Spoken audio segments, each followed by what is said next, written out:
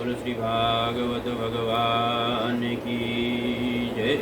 लंबोदर नमस्तुभ्यं सततं मोदकप्रियं निर्विघ्नं कुरु मे देव सर्वकार्येषु सर्वदा। या कुन्देन्दुतुषारहारधवला या शुभ्रवस्त्रावृता या वीणावरदण्डमण्डितकरा या श्वेतपद्मासना या ब्रह्माच्युतशङ्करप्रभृतिभिर्देवैः सदा वन्दितां सा मां पातु सरस्वतीं भगवतीं निःशेषजाड्यापहम्। वराहपीडं नटवरवपुः कर्णिकारं बिभ्रतवासः कनककविशं वैजयन्तीं शमालां रन्ध्रान् वेणोरधरसुदया पूरयन् गोपवृन्दैः वृन्दारण्यं सुभदरमणं प्राविशद्गीतकीर्तिः। सच्चिदानन्दरूपाय विस्रोदवत्यादिहेतवे तापत्रयविनाशाय श्रीकृष्णाय वयं नुमः। बोलो श्री बालकृष्ण भगवान की जय। करारविन्दे नवदारविन्दं मुखारविन्दे विनिवेशयन्तं वटस्य पत्रस्य पुटे शयानं बालं मुकुन्दं मनसा स्मरामि। श्रीकृष्ण गोविन्द हरे मुरारे हे नाथ नारायण वासुदेव। जिह्वे पिबस्वामृतमेतदेव गोविन्द दामोदर माधवेति। गृहे गृहे गोपवधो कदम्बा सर्वे मिलित्वा समवाप्य योगम्। पुण्यानि नामानि पठन्ति नित्यं गोविन्द दामोदर माधवेति। सुखं शयानालिलये निजेऽपि नामानि विष्णो प्रवदन्ति मर्त्या। तेने सिद्धं तन्मयतां व्रजन्ति गोविन्द दामोदर माधवेति। सुखावसाने त्विदमेव सारं दुःखावसाने इदमेव गेयं। देहावसाने त्विदमेव जाप्यं गोविन्द दामोदर माधवेति। बोलो श्री बालकृष्ण लाल की जय। कृष्ण कन्हैया लाल की जय। गोवर्धन नाथ की जय। जय जय श्री राधे। सुखदेव जी महाराज वर्णन करते हुए कहने लगे जाते हैं कि राजा परीक्षित, आगे मैं आपको मनुओं की कथा जो है श्रवण कराता हूँ। वर्णन करते हुए कहने लग जाते हैं कि धर्मस्य शून्यतायांशु भगवान् पुरुषोत्तमः सत्यसेनो इति ख्यातो जातः सत्यव्रतैः सह। प्रभु का हरि अवतार हुआ है और हरि अवतार के जो है चरित्र में मैं आपको जो है गज और ग्राह की कथा का वर्णन करता हूँ। सुखदेव जी महाराज वर्णन करते कहने लग जाते हैं कि आसीत् गिरिवरो राजः त्रिकूट इति विश्रुतः क्षीरोदेनावृतः श्रीमान् योजनायुतमुच्चितः। सुखदेव जी महाराज कहते हैं राजा परीक्षित, त्रिकूटाचल नाम का एक पर्वत है जो 10,000 योजन तक बड़ा है, क्षीर सागर के समान बहुत लंबा चौड़ा है, जहाँ पर लता पता वृक्ष बड़े बड़े आनंददायक जो है वहाँ पर शिखर हैं, झरने हैं। वहाँ पर बैठ कर के देव ऋषि मुनि सभी जो है तपस्या करते हैं। उसी सरोवर में, उसी झील में एक शक्तिशाली निर्भीक बड़ा जो है ग्राह रहता था। एक दिन गजेंद्र पूरे परिवार के साथ उसी जल में क्रीड़ा करने के लिए उसी सरोवर में पहुंचता है। अपने संपूर्ण परिवार के साथ वहाँ पर जल क्रीड़ा करने लग जाता है। कभी तो सूंड से पानी को उछालता है, एक दूसरे के ऊपर पानी को फेंक करके आपस में जो है हास्य करते हैं। मदान्ध हो जाता है, बहुत समय व्यतीत हो जाता है। परमात्मा विचार करते हैं कि इस प्रकार से जो है अपने उल्लास में डूब गया है, इसे अपने संकट का भी ध्यान नहीं है। सुखदेव जी महाराज कहते हैं कि राजा परीक्षित, उसी समय वहीं पर रहने वाला एक मगरमच्छ धीरे धीरे जो है गजेंद्र के पास पहुंचता है, उसके पैर को पकड़ लेता है और पानी के अंदर धीरे धीरे खींचने लग जाता है। हाथी अपना पूर्ण बल लगाता है, पूर्ण शक्ति लगाता है, लेकिन अपने पैर को छुड़ाने में असमर्थ हो जाता है। ग्राह जो है अंदर की ओर खींचता है, गज जो है अपनी तरफ खींचता है, पूरे परिजनों को बुलाता है, लेकिन गज के साथ कोई नहीं आता। सभी छोड़ करके ज्यों-ज्यों धीरे धीरे गज जो है पानी के अंदर जाने लगता है, सभी पूरा परिवार वहाँ से निकल करके उसका जो दृश्य देखता रहता है। तब अंत में वह हार करके प्रभु की स्तुति करने लग जाता है। नयस्य देवा ऋषयः पदं विदुर्जन्तुः पुनः कोऽर्हति गन्तुमीरितुं यथा नटस्याकृतिभिर्विचेष्टितो दुरत्ययानुक्रमणः समावतु न विद्यते यस्य न जन्म कर्मो वा न नाम रूपे गुणदेश एव वा। इस प्रकार से उसने जो है प्रभु से प्रार्थना की है कि हे विश्वात्मन, आप तो बड़े कृपालु हैं, मैं आपके चरणों को बारंबार नमन करता हूँ। आप सर्वांतर्यामी हैं, सर्वेश्वर हैं, मायातीत हैं, सर्वाध्यक्ष हैं और भक्तों के वत्सल हैं। आप कृपा करके मुझे शरणागत की आप रक्षा करें। हे आनंद कंद, मुझे आप बचाएं। आप गरुड़ पर बैठ करके शीघ्र ही मेरे पास पहुँचें। ऐसी जब बार बार उसने प्रार्थना की है, प्रभु वहाँ पर एकाएक पधारे हैं और एक हाथ से मगर के साथ ही हाथी को भी पानी से निकाल करके चक्र के द्वारा ग्राह का मुंह जो है काट दिया है। गज की रक्षा की है। परमानंद प्रभु को देख करके गजेंद्र को मोक्ष की प्राप्ति हुई है और ग्राह को भी परमात्मा ने मुक्त प्रदान किया है। सुखदेव जी महाराज वर्णन करते कहने लग जाते हैं, ये दोनों जो हैं पूर्व श्राप के वश जो है गज और ग्राह का युद्ध हुआ है। मगर जो है योसौ ग्राह सवैषदीयः परमाश्चर्य रूप अधिक, मगर जो है अपने शरीर को जब छोड़ा है तो गंधर्व की योनि में पहुंच गया है, क्योंकि वह पूर्व जन्म में कुहू नाम का गंधर्व था। एक समय की बात है कि देवल ऋषि नदी में स्नान कर रहे थे, तभी गंधर्व पानी से खेलता हुआ भीतर ही भीतर गया और इनसे पैर पकड़ करके देवल मुनि को फेंक दिया। तब उन्होंने इस गंधर्व को ग्राह होने का श्राप दे दिया था। उसी की मुक्ति आज हुई है। सुखदेव जी महाराज कहते हैं कि हे राजा परीक्षित, इसी प्रकार से यह गज भी द्रवण देश का राजा देवेंद्र के सरिस इंद्रदुम्न नाम का था। एक दिन ये उचाल पर्वत पर ध्यान लगा करके बैठा था, तभी अपने शिष्यों के साथ कुंभज ऋषि वहाँ पर पधारे हैं। लेकिन ये राजा मौन व्रत धारण करके जटा बढ़ा करके वहीं पर बैठा रहा। अगस्त्य मुनि को उठकर प्रणाम भी नहीं किया, तो अगस्त्य मुनि ने इससे क्रोध में आकर के कह दिया, यरे दुरात्मा, तुम धर्म का भी पालन नहीं करते हो, नमस्कार तक नहीं करते हो, हाथी के समान बैठे हो, इसलिए तुम हाथी हो जाओ, गज हो जाओ। इस प्रकार से परमात्मा ने दोनों को मुक्त किया है। आगे वर्णन करते कहने लग जाते हैं, राजा परीक्षित, इंद्र को दुर्वासा का श्राप मिला है। इस कारण से देवदानों का युद्ध हुआ है। देवता पराजित हो जाते हैं। सभी देवता मिलकर के भगवान की स्तुति करते हैं कि आप कोई ना कोई उपाय करें।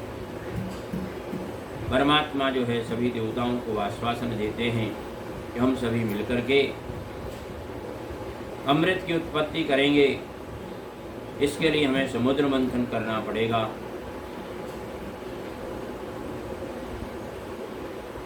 सभी जो है देव एकत्रित होकर के विचार मग्न हो जाते हैं कि कैसे ये समुद्र मंथन होगा। तो भगवान ने, परमात्मा ने कहा है कि हे देवो, आप सब सुने कि कछुआ के ऊपर जो है पर्वत को रख करके हम समुद्र का मंथन करेंगे। आप अभी इन बातों को अपने आप जो है समेट करके रखें। जब इसका समय आएगा तब मैं आपको जो है निर्देश करूँगा। और परमात्मा ऐसा जो है सभी देवों को आश्वासन देकर के सभी देवता अपने घर में आ जाते हैं, स्वर्ग में आ जाते हैं। परमात्मा ने सभी देवता और दैत्य सबसे पहले सिंधु के मंथन के लिए मंदराचल पर्वत में जाते हैं और मंदराचल पर्वत से प्रार्थना करते हैं। पर्वत को ले चलने के लिए सभी जो है वहाँ से जो है प्रार्थना करते हैं, कोशिश करते हैं, लेकिन ऐसा संभव नहीं होता है। तो वहाँ जो है भगवान गोविंद जो है कृपा करते हैं और उस पर्वत को बाएं हाथ से उठा करके अमृतमयी दृष्टि से सभी सुरासुरों को जो मर गए थे उनको जीवित करके गरुड़ की पीठ पर उस पूरे पर्वत को रख करके उसके ऊपर स्वयं बैठ करके समुद्र किनारे उस पर्वत को रख करके परमात्मा गरुड़ जी की गरुड़ को आज्ञा देने जाते हैं और देवताओं ने वासुकी नाग को लाने का आदेश दिया। सभी देवता मिलकर के वासुकी नाग की रस्सी बना करके समुद्र मंथन की तैयारी में जुट जाते हैं। सुखदेव जी महाराज वर्णन करते कहने लग जाते हैं कि वासुकी नाग को सभी देवताओं ने पर्वत के चारों ओर लपेट दिया है। उसके मुंह की ओर देवता लग जाते हैं, पूंछ की ओर जो है दानव लगते हैं। तभी दानवों को ध्यान आता है कि यह तो जो है सांप की पूंछ शुभ नहीं है, ये तो अशुभता का प्रतीक है, इसलिए हमें जो है मुंह की ओर चलना चाहिए। सभी राक्षस जो है देवताओं से कहते हैं कि हमें तो मुंह की तरफ पकड़ना है। परमात्मा विचार करते हैं चलो बहुत अच्छा हुआ। दानव अपने आप जो है मुंह की तरफ आ गए। सभी ने अपने अपने कमर को कसी है और ज्यों ही जो है नाग देवता को खींचना प्रारंभ किया है,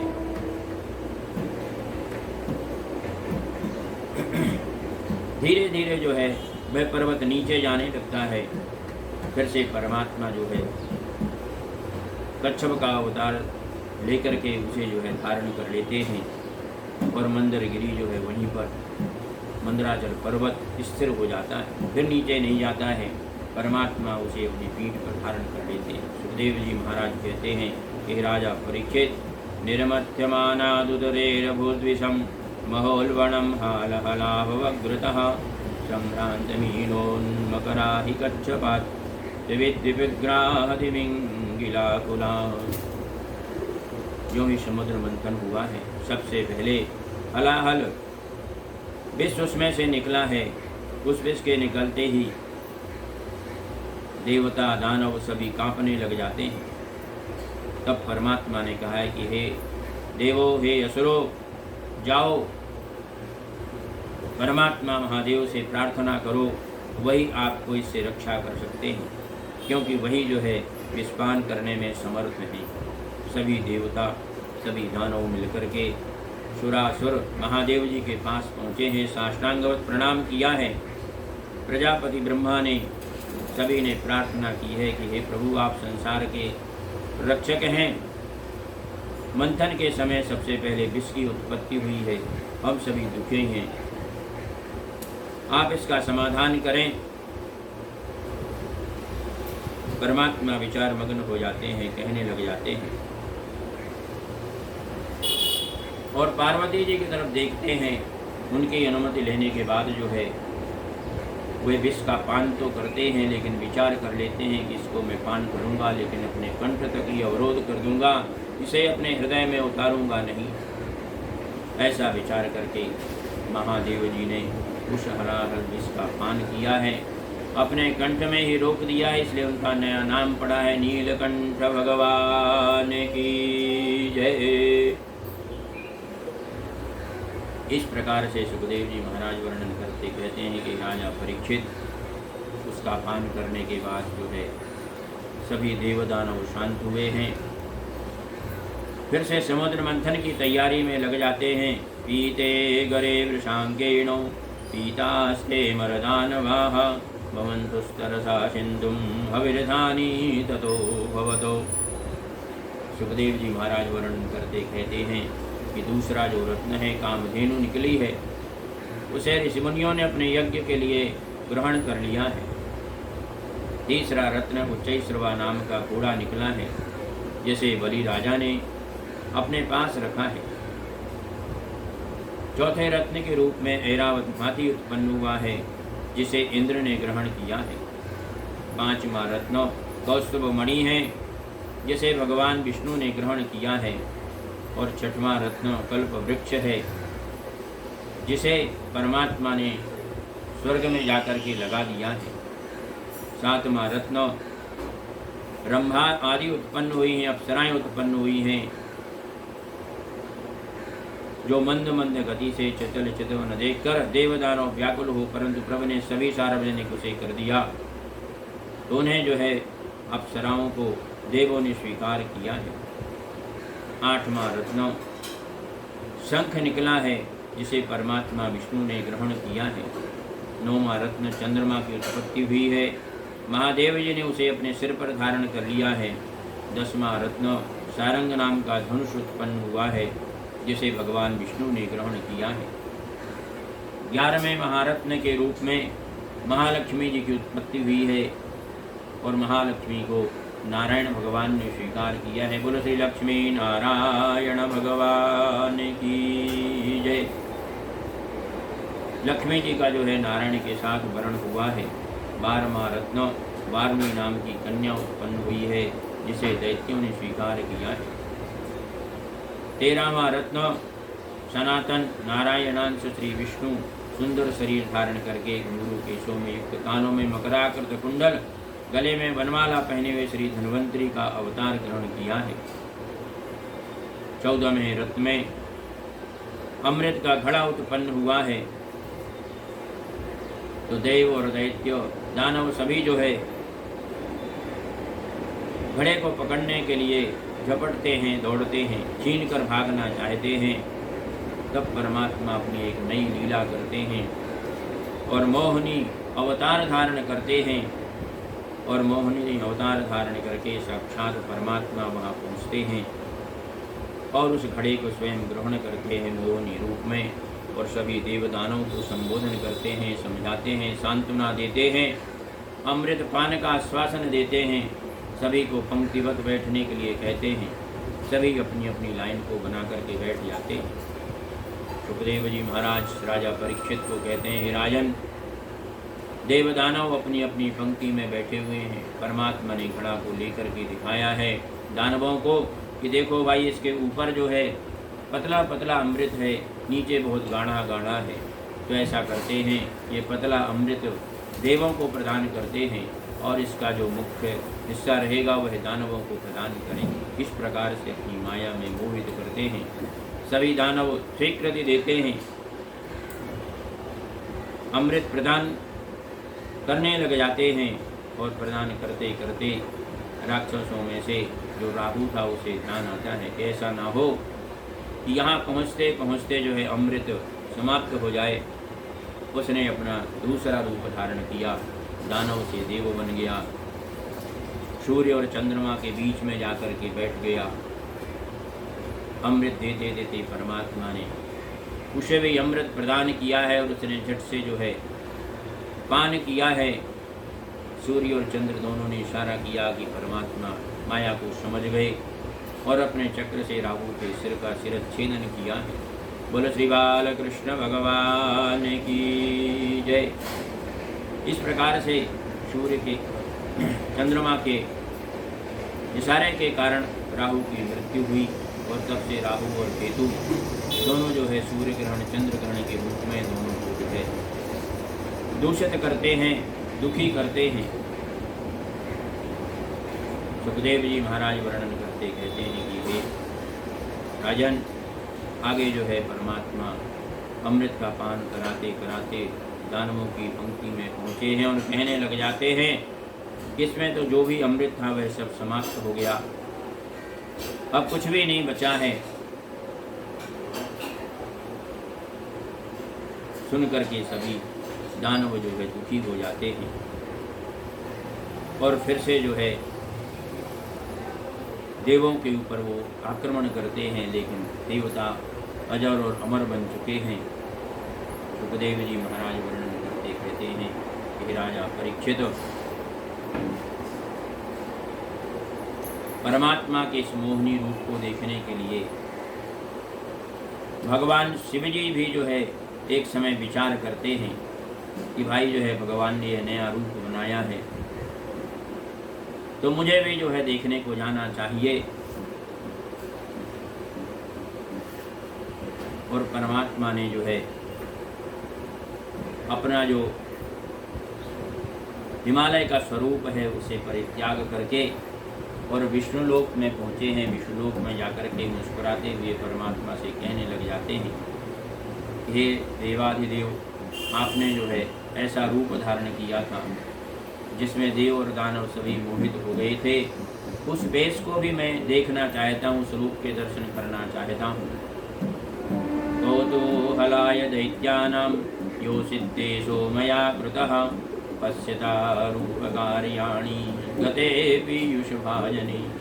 परमात्मा ने मुस्कुरा करके कहा है कि हे भोलेनाथ, आप उस रूप को देखने के लिए इतने उत्कंठित हैं क्यों, क्या कारण है?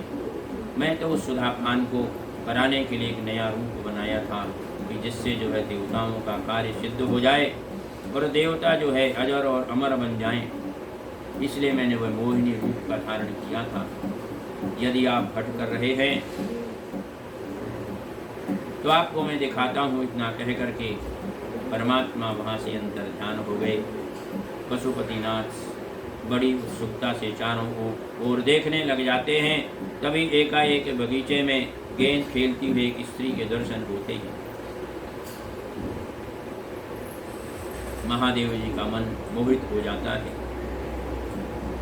उनके रूप को देख करके उनके पीछे पीछे उस स्त्री से मिलने के लिए चलते हैं कि जाकर के पूछूं तो सही कि ये कौन है, कहाँ से आई है। आदि बातें मन में उत्पन्न होती हैं। भगवान की लीला प्रारंभ हो जाती है। महादेव उसके पीछे पीछे चलते हैं और वह जो है चितवन करती हुई, महादेव से लज्जा करती हुई इधर उधर वृक्षों के बीचों बीच यहाँ वहाँ भागती है। परमात्मा महादेव जी उसके पीछे पीछे चलते हैं और अंत में परमात्मा जो है महादेव जी उसे पकड़ करके ज्यों ही अपने वक्षस्थल से लगाते हैं,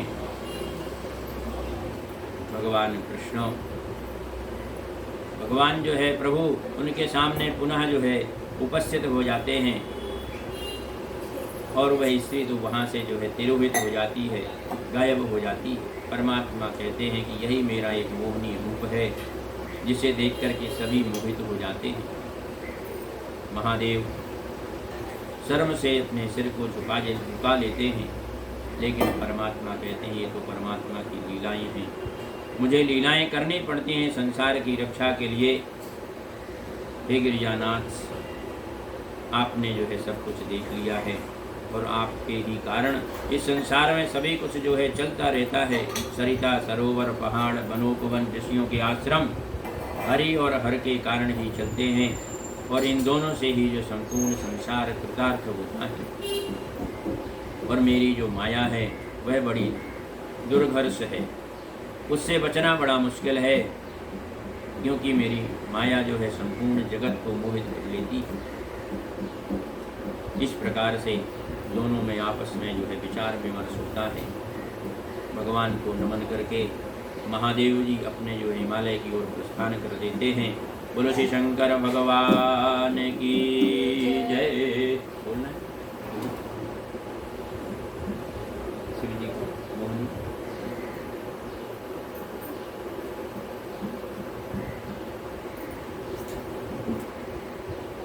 सुखदेव जी महाराज वर्णन करते हुए कहने लग जाते हैं कि आगे मैं आपको शातमें वैवस्वत मनु की कथा का वर्णन कर रहा हूँ, जिसमें भगवान का एक छोटा रूप अवतरित हुआ है, जिसका नाम है बावन अवतार की कथा मैं आपको श्रवण कराता हूँ। आप ध्यान मग्न होकर के उसका श्रवण करें। यही मनु जो है हे राजन, यही मनु समय समय पर विश्व का पालन करते हैं। सभी मनुओं के साथ पृथक पृथक 7 ऋषि वेद के पथ का ज्ञान प्रजा को देते हैं। मनुओं के वंशधर धरा का राज्य करते हैं और हर मनु के काल में ईश्वर अवतार लेते हैं। ब्रह्मा इंद्रादि देवताओं की रक्षा करते हैं। सुरों को यज्ञादिकों के द्वारा आहुति प्रदान करते हैं। देवेंद्र भी देवों के स्तुति वंदना के योग्य बनते हैं। ज्ञानम चानु युगम ब्रूते हरि सिद्ध स्वरूप धृको ऋषिरूपधरा कर्मयोगे स्वरूप धृको। सुखदेव जी महाराज वर्णन करते कहते हैं कि मुनियों को भी योगेश्वर का रूप और सिद्ध रूप ज्ञानोपदेश सर्वदा प्रभु जो है प्रदान करते रहते हैं। पूरे संसार को निर्भय बनाते हैं। प्रभु की माया बलवंत होती है, कोई भी उससे पार नहीं पा सकता है। परमात्मा ही उसे ज्ञान के द्वारा उस अविद्या को दूर करने में समर्थवान बनते हैं। सुनकर के राजा परीक्षित ने पूछा है कि सुखदेव जी महाराज, पराजित श्रीरसुविश्चोहापितो इंद्रेण राजन भृगुवी सजीवितः सर्वात्मना तानवयद भृगो न बलि शिष्यो महात्मार्थ निवेदनम। भगवान राजा परीक्षित ने पूछा कि हे भगवान ने 52 अवतार क्यों धारण किया, छोटे से रूप बना करके क्यों आए, और राजा बलि के पास भिक्षा के लिए क्यों गए। फिर बलि ने कपट करके बलि से कपट भी किया और विराट रूप धारण कर लिया। आप मेरे इस संशय का निवारण करें। सुखदेव जी महाराज कहते हैं, हे राजन, जब असुरों की पराजय हो गई तब अस्ताचल पर ले जाकर के शुक्राचार्य ने सर्वदैत्यों को अपनी संजीवनी विद्या से जीवित कर दिया। तब गुरु को ही अपनी उन्नति का ध्येय जानकर शुक्राचार्य को अपने ईश जानकर असुरों ने अपना साम्राज्य शरीर उनके चरणों में समर्पित कर दिया। और शुक्राचार्य जी ने श्रुति सम्मत विश्वजित नाम का यज्ञ कराया। उस यज्ञ में पूजित होकर पावक ने बड़ा शरीर एक रथ बलि को प्रदान किया है और बलि राजा समृद्धशाली बन गए। रम्यामुपवनं वेद्यान् श्रीमदनन्दनादिभिः पूजद विहंग मिथुनैर्गायन मन्मधुप्रदैः। राजा बलि ने स्वर्ग पर चढ़ाई कर दी, देवों को भयभीत कर दिया। सभी जो है घबरा जाते हैं। इस प्रकार से पूरा आधिपत्य साम्राज्य जमा लिया है। कश्यप जी के आदेश से देवमाता अदिति का पयोव्रत भी धारण किया गया है और पयोव्रत के प्रभाव से यह व्रत जो है 12 दिन का है। फाल्गुन मास शुक्ल पक्ष की एकम से द्वादशी तक जो है पूर्ण किया जाता है। इस व्रत में केवल दूध का पान किया जाता है। दूध पी करके जो है व्रत पूर्ण किया जाता है। पयोव्रत व्रत के प्रभाव से परमात्मा ने जो है उन्हें आश्वासन दिया है कि मैं स्वयं जो है आपके यहाँ पुत्र रूप में अवतरित होऊंगा। ऐसा प्रभु का आश्वासन पा जाते तभी जो है सुखदेव जी महाराज कहते हैं कि राजा परीक्षित, ऐसे अजन्मा भगवान अदिति के उदर में पधारे हैं। ब्रह्मादि देवताओं ने जो है उनकी स्तुति की है और गर्भ में आए हुए नारायण को जान करके सभी देवों ने स्तुति की है कि तम विरिंचुस्तुत कर्मो वीर्या प्रादुर्बभूवामृत भूरिरदित्याम चतुर्भुजा शंख गजाप्ति चक्र पशांगवानानलिनायते क्षणः श्यामावदातो ससराय कुण्डलोत्तिशल्लसोद्दिन्वदनाम्बुजपुमान् श्रीवत्सवक्षाबलयांगलोलो नसत्क्रीडो कांचनी गुणचारुनूपुरः। छोटे से रूप में परमात्मा चतुर्भुज रूप को धारण करके शंख चक्र गदा पद्म से विभूषित होकर के अवतरित हुए हैं। बोलो शिवावन भगवान की जय। भगवते वामनरूपाय नमो नमः। सर्वोपचारार्थे गन्धाक्षतपुष्पाणि समर्पयामि नमस्करोमि। बोलो श्री विष्णु भगवान की जय। सुखदेव जी महाराज वर्णन करते कहते हैं, हे राजन, भाद्रपद मास की शुक्ल पक्ष की द्वादशी के दिन परमात्मा अवतरित हुए हैं। प्रभु का दर्शन करके कश्यप अदिति दोनों प्रसन्न चित्त हुए हैं। भगवान से प्रार्थना की है कि आप इस छोटे से रूप में आए हैं, आप अपनी लीला को जो है प्रारंभ करें। सुखदेव जी महाराज वर्णन करते कहने लगते हैं कि इस 5 वर्ष के होने पर बामन हरि को यज्ञोपवीत कराया गया है। सूर्य ने गायत्री मंत्र प्रदान किया है, बृहस्पति जी ने ब्रह्मसूत्र प्रदान किया है, कश्यप जी ने मूंज की मेखला प्रदान की है, पृथ्वी ने मृगशाला पहनाए हैं, इंद्र ने दंड दिया है, कुबेर ने भिक्षा पात्र दिया है और माँ जगत जननी पार्वती ने उस पात्र में सबसे प्रथम भिक्षा प्रदान की है। श्रुत्वा स्वमेधैर्यजमान मूर्जितं बलिं भूगुणामुपकल्पितैस्ततः जगाम तत्राखिल सार संभृतो धारेण मां संनमयन् पदे पदे। जैसे ही श्री वामन भगवान प्रभु ने सुना है कि राजा बलि बाजीमेध यज्ञ कर रहे हैं, तो आप जो है सर्व सही बोझ लादे चल रहे हैं। परमात्मा ने लीला की है, दंड कमंडल को अपने हाथ में लिया है और छोटे से रूप में ही राजा बलि के पास पहुंच गए हैं। राजा बलि जो है स्वागत करने के लिए सामने उपस्थित हैं। बलि ने प्रसन्न होकर के चरण धोकर के अर्घ्यादि देकर उन्हें सुंदर आसन पर बिठाया है, विधिवत पूजन की है, चरणों का चरणामृत ग्रहण किया है। बार बार उनकी झांकी को निहारते निहारते जो है सभी दोनों प्रसन्न चित्त होते हैं और उनसे कहने लग जाते हैं कि हम आपका स्वागत कर रहे हैं, सत्कार कर रहे हैं। आप कृपा करके जो है यह बताएं कि आपका दर्शन तो हमारे लिए बहुत दुर्लभ था, लेकिन हमें प्राप्त हो गया। हम आपकी सेवा करना चाहते हैं, हम आपकी क्या सेवा करें। गां कांचन युगवत थामो मृष्टम तथान्ये मुगत सविप्रकंडाम। हे ब्राह्मण देवता, हम आपकी अन्न से, द्रव्य से, धन धान्य से, पृथ्वी से, हाथी घोड़े किस प्रकार से आपकी सेवा करें। इस प्रकार की बातों को सुनकर के परमात्मा ने जो है कहा है कि आप तो जो है आप दानी हैं, आपके जो है परिवार में बड़े बड़े जो है दानी हुए हैं। और परमात्मा जो है कहने लग जाते हैं कि वचस्तवे तज्जन देव सुनितम कुलोचितम धर्मयुतम यशस्करम यस्य प्रमाणम भृगवः संपाराये पितामह कुलवृद्ध प्रशांत। आपके पिता पितामह आदि सभी जो हैं धर्मात्मा थे। आपकी तो ख्याति संपूर्ण जगत में है। तब पुनः जो है मैं तो आपके पास जो है एक छोटा सा जो है दान मांगने के लिए आया हूँ, भिक्षा मांगने के लिए आया हूँ कि आप जो है मुझे मेरे पग के अनुसार 3 पग पृथ्वी प्रदान करें, जिससे मैं बैठ करके तपस्या कर सकूं।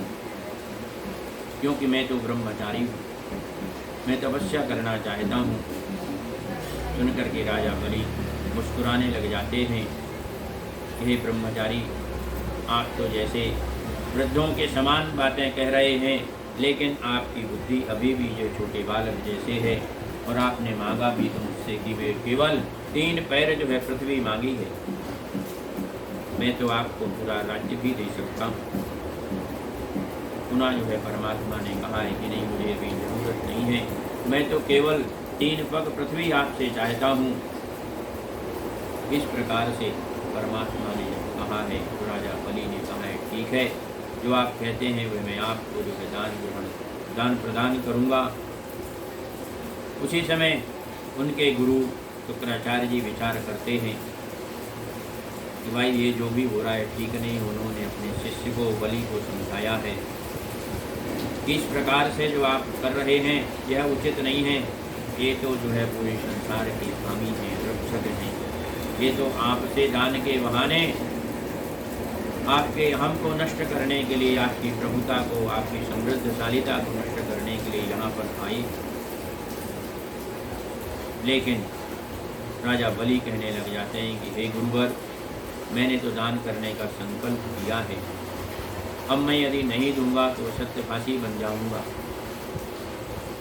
नरकों का भागी बनूंगा, यह उचित नहीं है। तब शुक्राचार्य जी ने कहा है कि तुम धर्म जानते ही नहीं हो, धर्म का सार तो अतीव ही गोपनीय है, इसे तो केवल विद्वान ही समझ सकते हैं। हाँ देंगे, ये तो सर्वदा द्रव्य व्यापक का द्योतक है, ऐसा कहना ही चाहिए राजा को। लेकिन आपके सामने जो उपस्थित है वह स्वयं परमात्मा के रूप में आए हुए, और आपसे छोटा सा स्थान मांगने के बहाने आपसे संपूर्ण इस पृथ्वी को, स्वर्गलोक को, सब कुछ ग्रहण कर लें। इतना कहने पर भी स्त्रीषु नरम विवाहेषु प्रत्यरथे प्राण संकटे गुरु ब्राह्मणारथे हिंसायां नानृतम शास्त्रगुप्सितम। शुक्राचार्य जी ने कहा कि राजन, यदि जो है प्राण संकट में पड़ जाएं तो उस समय झूठ बोलना जो है अधर्म नहीं है। किसी की जीविका नष्ट हो रही हो और उस समय उसके जो है प्राण बच जाएं, किसी की जीविका बच जाए तो उस समय असत्य नहीं होता है, इस प्रकार से भी समझाया है। तब भी जो है राजा बलि ने कहा है कि नहीं, मैंने तो संकल्प किया है। और जब गुरु की बात नहीं मानी है तो शुक्राचार्य जी ने उन्हें श्राप दे दिया है कि तुम जो है श्री से हीन हो जाओ। चुलवा यदि विप्ररथे निवृत्ता तनुत्यज्यतः न तथा तीर्थ आयाते श्रद्धया ये धनत्यजः। इस प्रकार गुरु का श्राप मिलते ही संपूर्ण स्त्री जो है उनके पास से जाने की तैयारी बन जाती है। और सुखदेव जी महाराज कहते हैं, राजा परीक्षित, भगवान ने कहा है संकल्प करो, और संकल्प करने के लिए राजा बलि तैयार होते हैं। जल पात्र लेते हैं। शुक्राचार्य जी विचार करते हैं कि भाई पानी गिरेगा तो संकल्प पूर्ण होगा, इसलिए उन्होंने छोटा सा रूप बनाया है और जल पात्र की टोटी के अंदर जाकर के बैठ जाते हैं। प्रभु जो सर्वांतरयामी है विचार करते हैं कि शुक्राचार्य जी की माया है, और शुक्राचार्य जी को शिक्षा देने के लिए उन्होंने जो है उसका एक हिस्सा लिया है और उसे लेकर के उस टोटी के अंदर डाला है। देव जी महाराज कहते हैं, राजा परीक्षित, उसके जाते ही शुक्राचार्य जी की जो है आँख नष्ट हो गई है। बोलो श्री विष्णु भगवान की जय। इस प्रकार से परमात्मा ने अपना संकल्प पूरा कराया राजा बलि से, और संकल्प पूरा होते ही पहले पग को पृथ्वी पर रखा है, संपूर्ण पृथ्वी को नाप लिया है। समुद्र, वन, गिरी, सरिता, नंद, सरोवर, झरना, पूरी पृथ्वी को जो है अपने एक पैर से नाप लिया है। दूसरे पैर को जो है उठाया है और ऊपर की तरफ स्वर्ग की ओर जो है उसे नापना शुरू किया है। संपूर्ण ब्रह्मांड को नाप लिया है।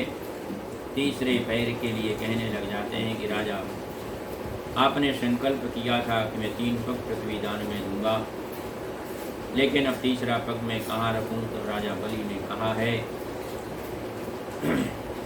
कि पदानि त्रीणि दत्तानि भूमेर्मह्यं त्वया सुरो द्वाभ्यां क्रांता महीं सर्वा तृतीयामुपकल्पयो। तीसरा पैर जो है आप मेरे मस्तक में रखें। तब प्रभु ने उसे जो है मस्तक पर जो है पैर को रखा है, क्योंकि उसने शरणागति स्वीकार की है कि आप ही मेरे माता हैं, पिता हैं, आप जो चाहें इस प्रकार से जो है, लेकिन अपनी प्रतिज्ञा को मैं पूर्ण करूंगा, चाहे मुझे नरकों में ही जाना पड़े, दूसरे लोकों में जाना पड़े। तब प्रभु ने उन्हें राजा बलि को पाताल लोक का अधिपति बना दिया है और वहाँ का साम्राज्य प्रदान किया है। सुखदेव जी महाराज जो है वर्णन करते कहते हैं कि राजन, इस प्रकार से राजा बलि पाताल लोक के अधिपति बन जाते हैं। उनकी पत्नी विंध्यावली हाथ जोड़कर प्रभु से प्रार्थना करने लग जाती है कि जन्म कर्म वयो रूपम विद्येश्वर्य धनादि भी यद्यस्य न भवेत् स्तंभो तत्रायं यदनुग्रहो। हे प्रभु, ये संपूर्ण संसार आपकी माया से ही चलता है। हम तो आपके अधीन हैं। जितना भी ऐश्वर्य है, जितना भी धन समृद्धि है, सब आपका ही है। आप इसे चाहे हमसे ले लें और चाहे हमको दे दें, ये तो सब आपकी माया है। इस प्रकार बार बार उसने जो है परमात्मा से प्रार्थना की है। बोलो श्री बाल कृष्ण भगवान की जय। बलिदेव सुखलोक में पहुँच जाते हैं। शुक्राचार्य जी यज्ञ को पूर्ण कराते हैं। सुखदेव जी महाराज वर्णन करते कहते हैं कि आगे मैं आपको मत्स्यावतार की कथा श्रवण कराऊं। आप भगवान का जो है नाम स्मरण करें।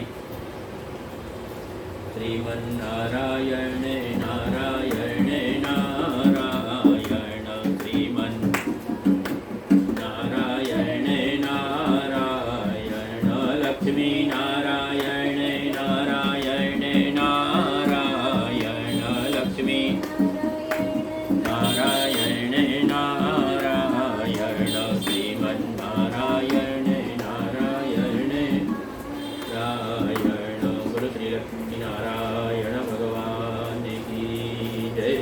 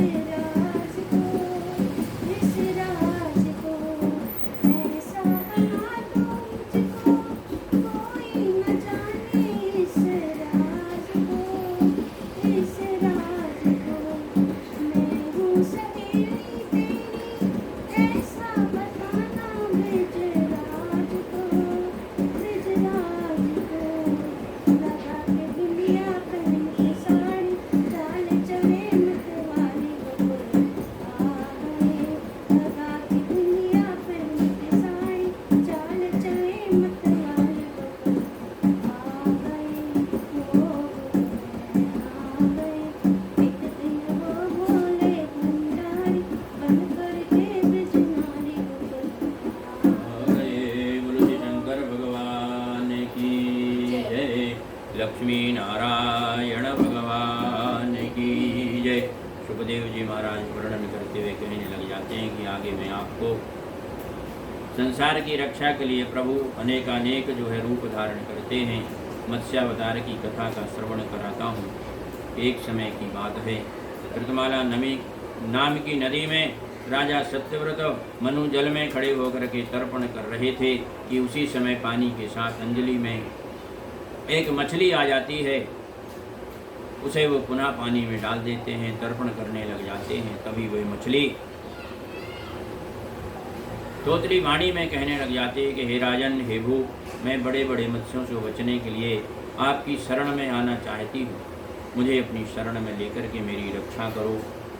इस प्रकार से उसकी वाणी को सुनकर के राजा सत्यव्रत उसे अपने कमंडलू में ले लेते हैं, अपने घर में ले आते हैं। लेकिन लाते ही उसका आकार बढ़ जाता है, उसे बड़े पात्र में रख देते हैं। फिर उसका आकार बढ़ता है, उसे जो है तालाब में छोड़ते हैं, वहाँ भी आकार बढ़ता है। नदी में ले जाते हैं, तालाब आदि में रखते हैं। लेकिन सभी जगह रखने के बाद जब उसका जो है आकार बढ़ता ही चला जाता है, तब पूछने लग जाते हैं कि आप जो है कौन सी लीला कर रहे हैं, आप कौन हैं। तब जो है परमात्मा कहने लग जाते हैं, कुछ छोटे से जो है मछली के मीन के सहारे परमात्मा ने राजा को संबोधन किया है और कहा है कि हे राजन, आज से 7वें दिन प्रलय काल की स्थिति आएगी। 7 समुद्र एक में मिलकर के सबको जलमग्न कर देंगे। उस समय मेरी इच्छा से आप जो है एक नाव पर बैठेंगे, एक नाव आपके पास आएगी। आप उस नाव में 7 ऋषियों को लेकर के बैठ जाइए। मेरे सिर पर एक सींग होगा, उसके वासुकी नाग की रस्सी बना करके आप उसे जो है पर्वत में बांध देना। तब मेरे साथ परमार्थ हेतु पानी में विहार करना। इतना कह करके प्रभु अंतर्ध्यान हो जाते हैं। सुखदेव जी महाराज वर्णन करते कहते हैं, हे राजा परीक्षित,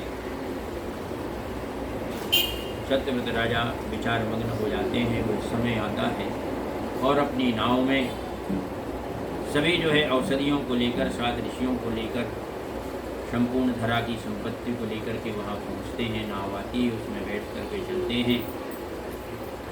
देखते हैं कि चारों तरफ पानी ही पानी है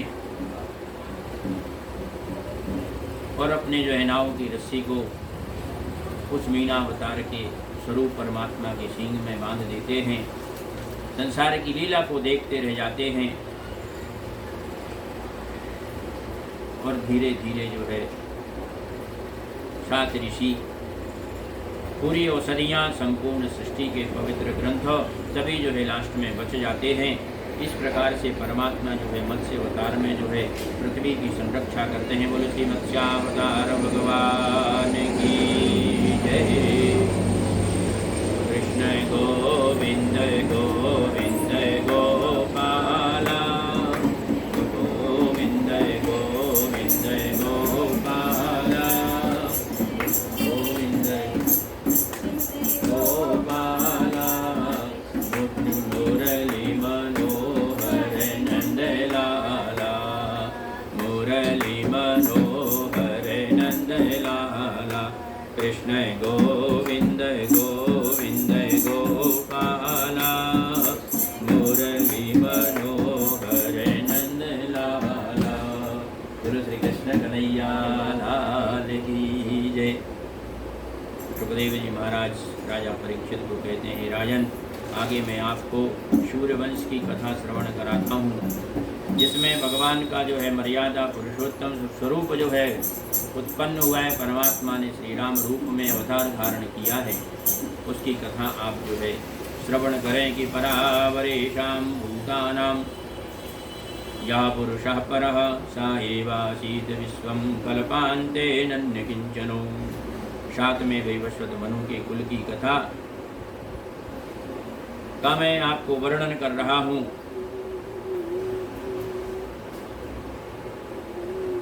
कि वैवस्वत मनु के 10 पुत्र हुए हैं। उनका नाम है इक्ष्वाकु, नग, सरयाति, दृष्ट, धृष्ट, कारुष, नरिश्चंद, कृतज्ञ, नभग और कवि। गुरु वशिष्ठ की कृपा से इन पुत्रों की प्राप्ति हुई है। सुखदेव जी महाराज वर्णन करते हैं कि 10 पुत्रों की कथा का मैं आपको वर्णन करता हूँ। शर्याती, सुकन्या, च्यवन आदि की कथा का जो है श्रवण कराया है। नाभाग और अम्बरीश की कथा में दुर्वासा की कथा का वर्णन किया है। सुखदेव जी महाराज वर्णन करते कहने लग जाते हैं कि अम्बरीश राजा जो है एक समय एकादशी का व्रत कर रहे थे। सभी ब्राह्मणों को भोजन के लिए बुलाया है, उन्हें द्रव्यादि दान देकर के ब्राह्मणों को भोजन कराया है। द्वादशी समाप्ति की ओर है, उसी समय सभी से जो है पूछा है और राजा जो है स्वयं प्रसाद ग्रहण करने के लिए, पारणा करने के लिए बैठते हैं। लेकिन उसी समय जो है वहाँ पर दुर्वासा ऋषि पहुँचते हैं। उनको देख करके राजा खड़े हो जाते हैं, स्वागत सत्कार करते हैं, भोजन का निमंत्रण देते हैं। लेकिन दुर्वासा जी कहने लग जाते हैं कि मैं अभी स्नान करने के लिए जाता हूँ, संध्या वंदन करने के बाद जो है मैं ग्रहण करूँगा। सुखदेव जी महाराज कहते हैं कि राजा विचार मग्न हो जाते हैं। अम्बरीश राजा सोचते हैं कि अब तो धीरे धीरे द्वादशी समाप्त होने वाली है। विद्वानों से पूछा है कि मैं क्या करूं, पारणा करूं तो आए भी अतिथि का अपमान होगा, पारणा ना करूं तो मेरा व्रत जो है भंग होगा, व्रत पूर्ण नहीं होगा। राजा को ब्राह्मणों ने आदेश दिया है, उनकी आज्ञा का पालन करके पानी पीने के लिए दुर्वासा ऋषि तैयार हुए हैं। और उसी समय जो है दुर्वासा ऋषि पहुंच जाते हैं। उन्होंने देखा है कि आपने तो जलपान कर लिया, मेरा अपमान हुआ है, आए हुए अतिथि का आपने जो है सत्कार नहीं किया, स्वयं ग्रहण कर लिया। इस प्रकार से दुर्वासा ऋषि को क्रोध आते देर नहीं लगती। क्रोध आया है, अपनी जटा में से कृत्या को उत्पन्न किया है और उसे जो है राजा के पास भेजा है मारने के लिए।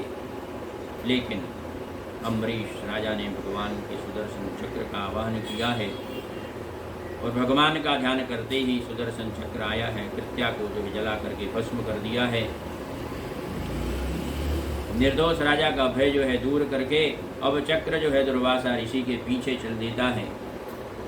दुर्वासा ऋषि आगे आगे बहुत सारे ऋषियों के पास पहुँचते हैं, देवताओं के पास पहुँचते हैं, चतुर्भुजधारी परमात्मा के पास पहुँचते हैं और उनसे कहने लग जाते हैं कि मैं तो आपके अधीन हूँ, मैं इस संकट में हूँ। भोलेनाथ से प्रार्थना की है लेकिन सभी ने मना कर दिया है।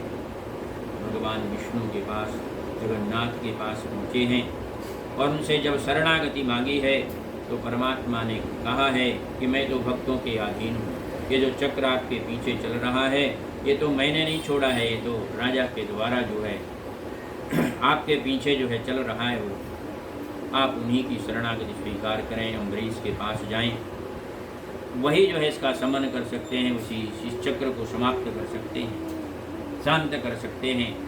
दुर्वासा ऋषि लज्जित होकर के पुनः हाथ जोड़ करके जब राजा के पास पहुंचते हैं, राजा समझ जाते हैं अम्बरीश राजा ने पुनः जो है ऋषि की जो है वंदना की है, पूजन किया है, उनको बारंबार नमन किया है, सुंदर आसन पर बैठाया है, उनसे प्रार्थना की है और कहने लग जाते हैं कि मैं भगवान की प्रार्थना करता हूँ।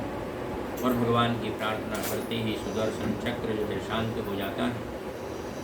दुर्वासा ऋषि निर्भय हो जाते हैं। सुंदर आसन पर बैठा करके राजा उन्हें भोजन कराते हैं। भोजन कराने के बाद जो है उनसे विदा लेते हैं। सुखदेव जी महाराज वर्णन करते कहते हैं कि हे राजा परीक्षित, भक्त और भगवान में भक्त की भक्ति जो है श्रेष्ठ हो जाती है।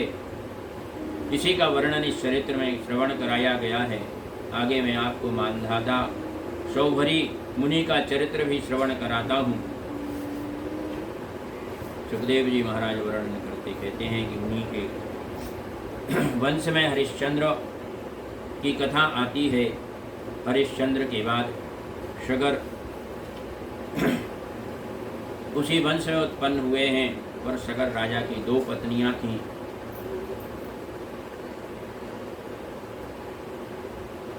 और एक पत्नी से एक ही पुत्र था, लेकिन दूसरे से जो है सगर राजा के 60,000 पुत्र उत्पन्न हुए हैं, जिनको 7 द्वीपों में रहने के लिए, 9 खंडों में रहने के लिए उन्हें जो है वो अलग अलग प्रदान किए गए हैं। लेकिन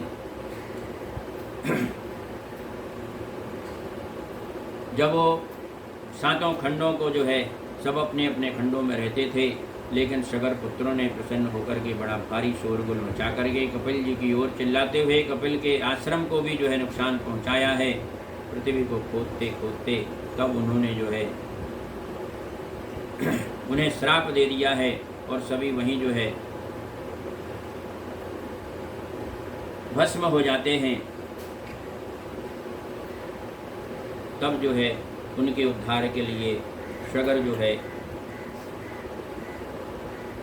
प्रार्थना करते हैं कि मैं गंगा जी की जो है सेवा करूंगा। गंगा जी को बुलाने के लिए उपासना करते हैं।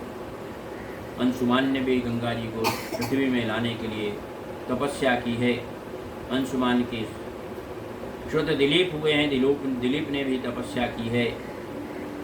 और जब दिलीप के पुत्र भगीरथ राजा ने जो है तपस्या की है, गंगा जी उनके ऊपर प्रसन्न हुई हैं और प्रसन्न होकर के भागीरथ को दर्शन दिए हैं और कहने लग जाती हैं कि मेरा वेग तो बहुत बड़ा है, मुझे कौन रोक पाएगा। उसकी यदि आप व्यवस्था करें तो मैं नीचे चलने को, पृथ्वी में चलने को तैयार हूँ।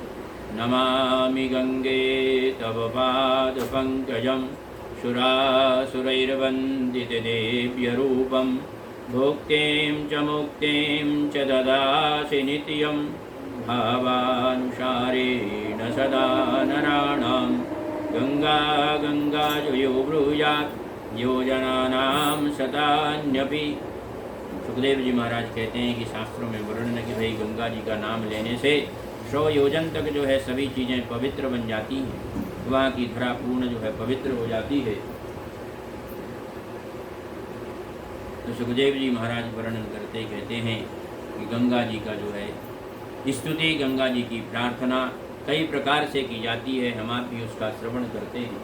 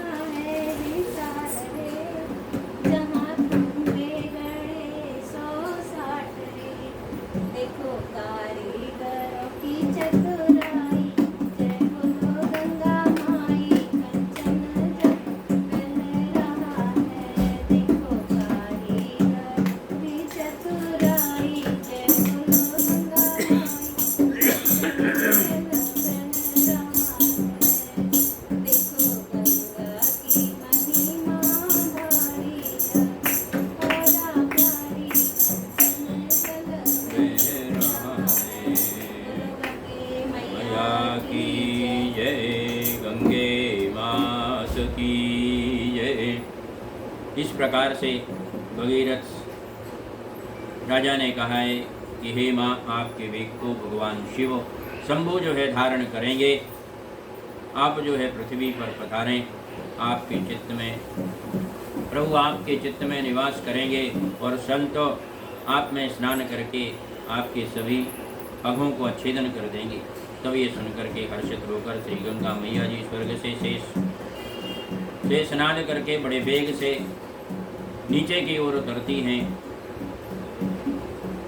और शंकर जी को बहा करके भी पाताल ले जाना चाहती हैं, लेकिन महादेव जी जब उन्हें अपनी जटाओं में ही रोक लेते हैं, बांध लेते हैं, गंगा को निकलने का मार्ग ही नहीं मिलता है, तो भगीरथ ने फिर ये जो है पीड़ा देख करके भगवान शंभु से प्रार्थना की है और परमात्मा ने अपनी जटाओं से तरल तरंग गंगे को मार्ग दे दिया है। गंगा जी जो है चांचल्य युक्त सुरसरी हिमालय से शैल खंडों को फोड़ती हुई देव मनुज संतों से अपनी जय जयकार कराती हुई भगीरथ के रथ के पीछे पीछे भगीरथी अपने दर्शन से सभी के पापों को मेटती हुई हिमगिरी की गोद से उतर करके धरा पर पधारी हैं। जहनु ऋषि के यज्ञ का सभी संभार वे बहा ले जाती हैं। तब जहनु ऋषि इस प्रकार की अशिष्टता को देख करके क्रोध कर लेते हैं, रोष में आ जाते हैं और संपूर्ण गंगा जी को ही पान कर जाते हैं, पी लेते हैं। तब भगीरथ राजा बहुत सी प्रार्थना करते हैं, तो जहनु ऋषि ने उन्हें अपनी श्रुता बता करके कान से गंगा जी को निकाल करके वहाँ से आगे चलने का मार्ग प्रदान किया है। जाह्नवी तभी से गंगा जी का दूसरा नाम जाह्नवी नाम पड़ा है। पृथ्वी पर आकर के भगीरथ के पीछे पीछे चल करके कपिल मुनि के आश्रम पर आकर सगर पुत्रों की भस्मी के ढेर पर होकर के जैसे ही गंगा निकली हैं, सभी सगर पुत्र पापों से छूटकर स्वर्ग को चले जाते हैं। इसलिए जो भी प्राणी गंगा गंगा का उच्चारण करते हैं, गंगा जल का पान करते हैं, गंगा तीर पर निवास करके गंगा की रज शरीर पर लेकर गंगा का स्नान करते हैं, उनके पुण्यों को कोई वर्णन नहीं कर सकता। गंगा गंगा नाम भी जो है लेने से करोड़ों जन्म के अग जो है दूर हो जाते हैं। धन्य है भागीरथी कि जो गंगा लाए और संसार को पवित्र कर दिया है। बोलो श्री गंगे मात की जय। सुखदेव जी महाराज आगे वर्णन करते कहते हैं कि राजा परीक्षित, आगे मैं आपको रामचरित्र की तरफ जो है ले चलूँ, रामचरित्र की कथा श्रवण कराऊँ। आप जो है परमात्मा का नाम स्मरण करें। कृष्ण गोविंद गोविंद गोपाला, कृष्ण गोविंद गोविंद गोपाला, कृष्ण जय गोविंद गोपाला, कृष्ण गोविंद गोपाल गाते चलो, कृष्ण गोविंद गोपाल गाते चलो, अपनी मुक्ति का साधन बनाते चलो, अपनी का साधन बनाते चलो, कृष्ण गोविंद गोपाल गाते चलो, गोविंद गोपाल चलो, अपनी मुक्ति का साधन बनाते चलो, अपनी चलो, दुख में तड़पो नहीं, दुख में तड़पो नहीं, सुख में भूलो नहीं, सुख में भूलो नहीं, प्राण जाए मगर नाम भूलो नहीं, प्राण जाए मगर नाम भूलो नहीं, मुरली वाले को मन में रिझाते चलो, मुरली वाले को मन में रिझाते चलो, कृष्ण गोविंद गोपाल गाते चलो, कृष्ण गोविंद गोपाल गाते चलो, अपनी मुक्ति का साधन चलो, अपनी चलो, काम करते चलो, नाम जपते चलो, काम करते चलो, नाम जपते चलो, कृष्ण का हर समय ध्यान करते चलो, श्री राम का हर समय ध्यान करते चलो, जिंदगी के हर पल गम मिटाते चलो, जिंदगी के हर पल गम मिटाते चलो, का साधन बनाते चलो, कृष्ण गोविंद गोपाल गाते चलो, कृष्ण गोविंद गोपाल गाते चलो। बोलो श्री कृष्ण कृष्ण कन्हैया लाल की जय। सुखदेव जी महाराज आगे वर्णन करते कहने लग जाते हैं, दशरथ के जो पुत्र हैं उनका ध्यान करने वाले बड़े बड़े महान योगी हैं, हमेशा परमात्मा का स्मरण करते हैं। उनकी पवित्र कीर्ति संपूर्ण संसार में फैली हुई है। बड़े बड़े लोग सभी जो है उनकी कथा जो है मोक्षदायिनी है। मैं उसी का वर्णन आपके सामने कर रहा हूँ। महाराज दशरथ के पास सभी प्रकार का आनंद था, वैभव था। एक बार भूपति मन माही, भई गलानि मोरे सुत नाही। तब निज दुख सुख सब गुरु सुनायहु, कही वशिष्ठ बहु विधि समुझायहु। श्रृंगीर सिंह वशिष्ठ बुलावा, पुत्र काम शुभ यज्ञ करावा। सुखदेव जी महाराज वर्णन करते कहते हैं कि वशिष्ठ जी ने पुत्र के लिए श्रृंगी ऋषि को बुला करके पुत्रेष्टि नाम का यज्ञ कराया है। उस तरफ धरा का भार बढ़ने लग जाता है। सभी देवता प्रभु के पास पहुँचते हैं और प्रभु से जो है धर्म सेतु बांधने के लिए, भगवान को जो है जन्म धारण करने के लिए, प्रागट्य के रूप में आने के लिए प्रार्थना करते हैं। उसी समय यह हवि बाँट देहुन पुजाई, यथा योग्य जही बाग बनाई। यज्ञ कुंड से जो है चरु निकलती है, खीर निकलती है और उसे लेकर के राजा को प्रदान किया जाता है कि आप इसे यथा योग्य स्थानों में बांट दें। तीनों पत्नियों को जो है वह खीर बांट दी जाती है। नवमी तिथि मधुमास पुनीता, शुक्ल पक्षे वजित हरि प्रीता।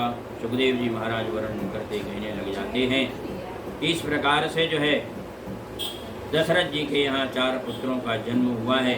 बोलो श्री रामचंद्र भगवान की जय। श्री रामचंद्र कृपालु भज मन हर दारुणम। जलो पद कंजारुणम, भय प्रगट कृपाला दीन दयाला। कौसल्या हितकारी, हर्षित महतारी, मुनि मनहारी। अद्भुत रूप विचारी, लोचन अभिरामा, तनु घनश्यामा। निज आयुध भुजचारी, भूषण बनमाला, नयन विशाला। शोभा सिंधु करारी, द्वै करि जोरी, स्तुति तोरी। यही विधि करहु अनंता, अगुण ज्ञानातीत अमाना। वेद पुराण बनंता, सुख सागर सब गुण आगर। जय गावहि श्रुति संता, सो मम हित लागी, जन अनुरागी। भयहु प्रगट श्रीकंता, ब्रह्मांड निकाया निर्मित माया। रोम रोम प्रतिवेद कहे, मम उर शोभासी।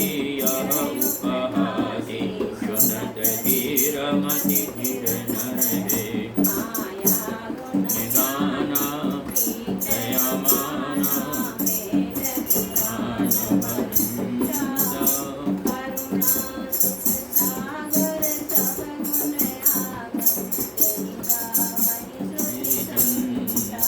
ब्रह्मांड निकाया निर्मित माया।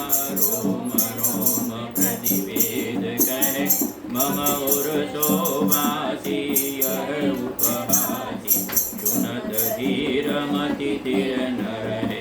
उपजा जब ज्ञाना, प्रभु मुझकाना।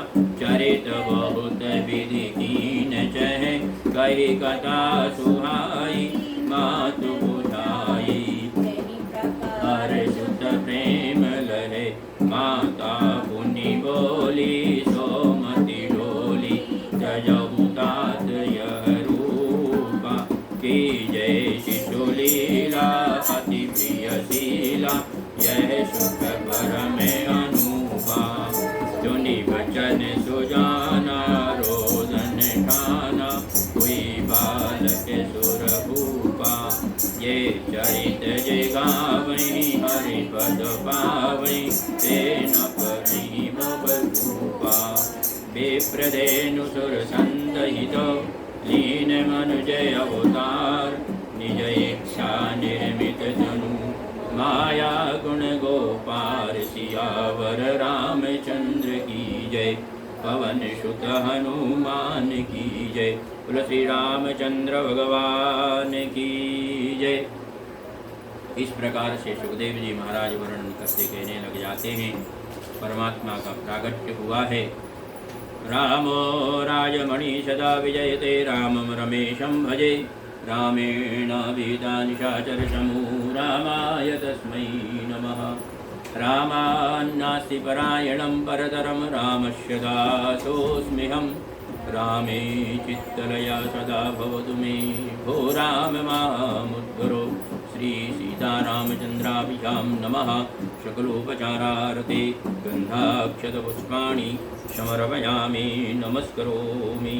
आपदामपहर्तारं दातारं सर्वसम्पदां, लोकाभिरामं श्रीरामं भूयो भूयो नमाम्यहम्।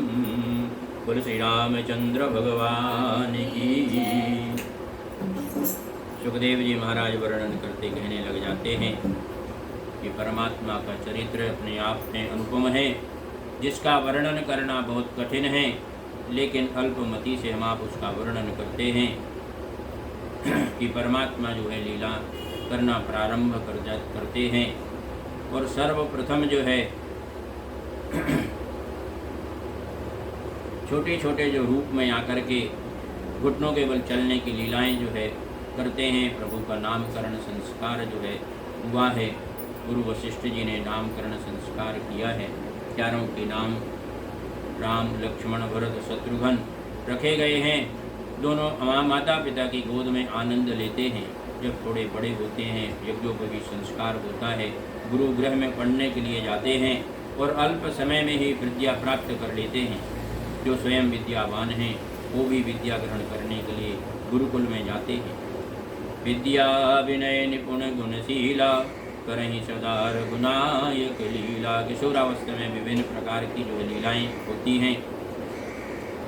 राम कथा बड़ी पवित्र है। जो इसका श्रवण करता है वह भवसागर से पार हो जाता है। एक समय विश्वामित्र जी महामुनि ज्ञानी हैं। विश्वामित्र महामुनि ज्ञानी, बसहि विपिन शुभ आश्रम जानी। जहाँ जग जोप यज्ञ मुनि करहीं, अति मारीच स्वभाव ही डरहीं। गादि तनय मन चिंता व्यापी, हर बिन मरहि न निश्चर पापी। परमात्मा तो हमेशा चिंतन करते हैं कि जब तक परमात्मा पहुँचते नहीं है तब तक राक्षसों का विनाश होता नहीं है। परमात्मा ने विचार किया है। विश्वामित्र जी राजा के पास पहुँचे हैं और कहने लग जाते हैं कि मुझे जो है यज्ञ की रक्षा के लिए राम और लक्ष्मण की ज़रूरत है।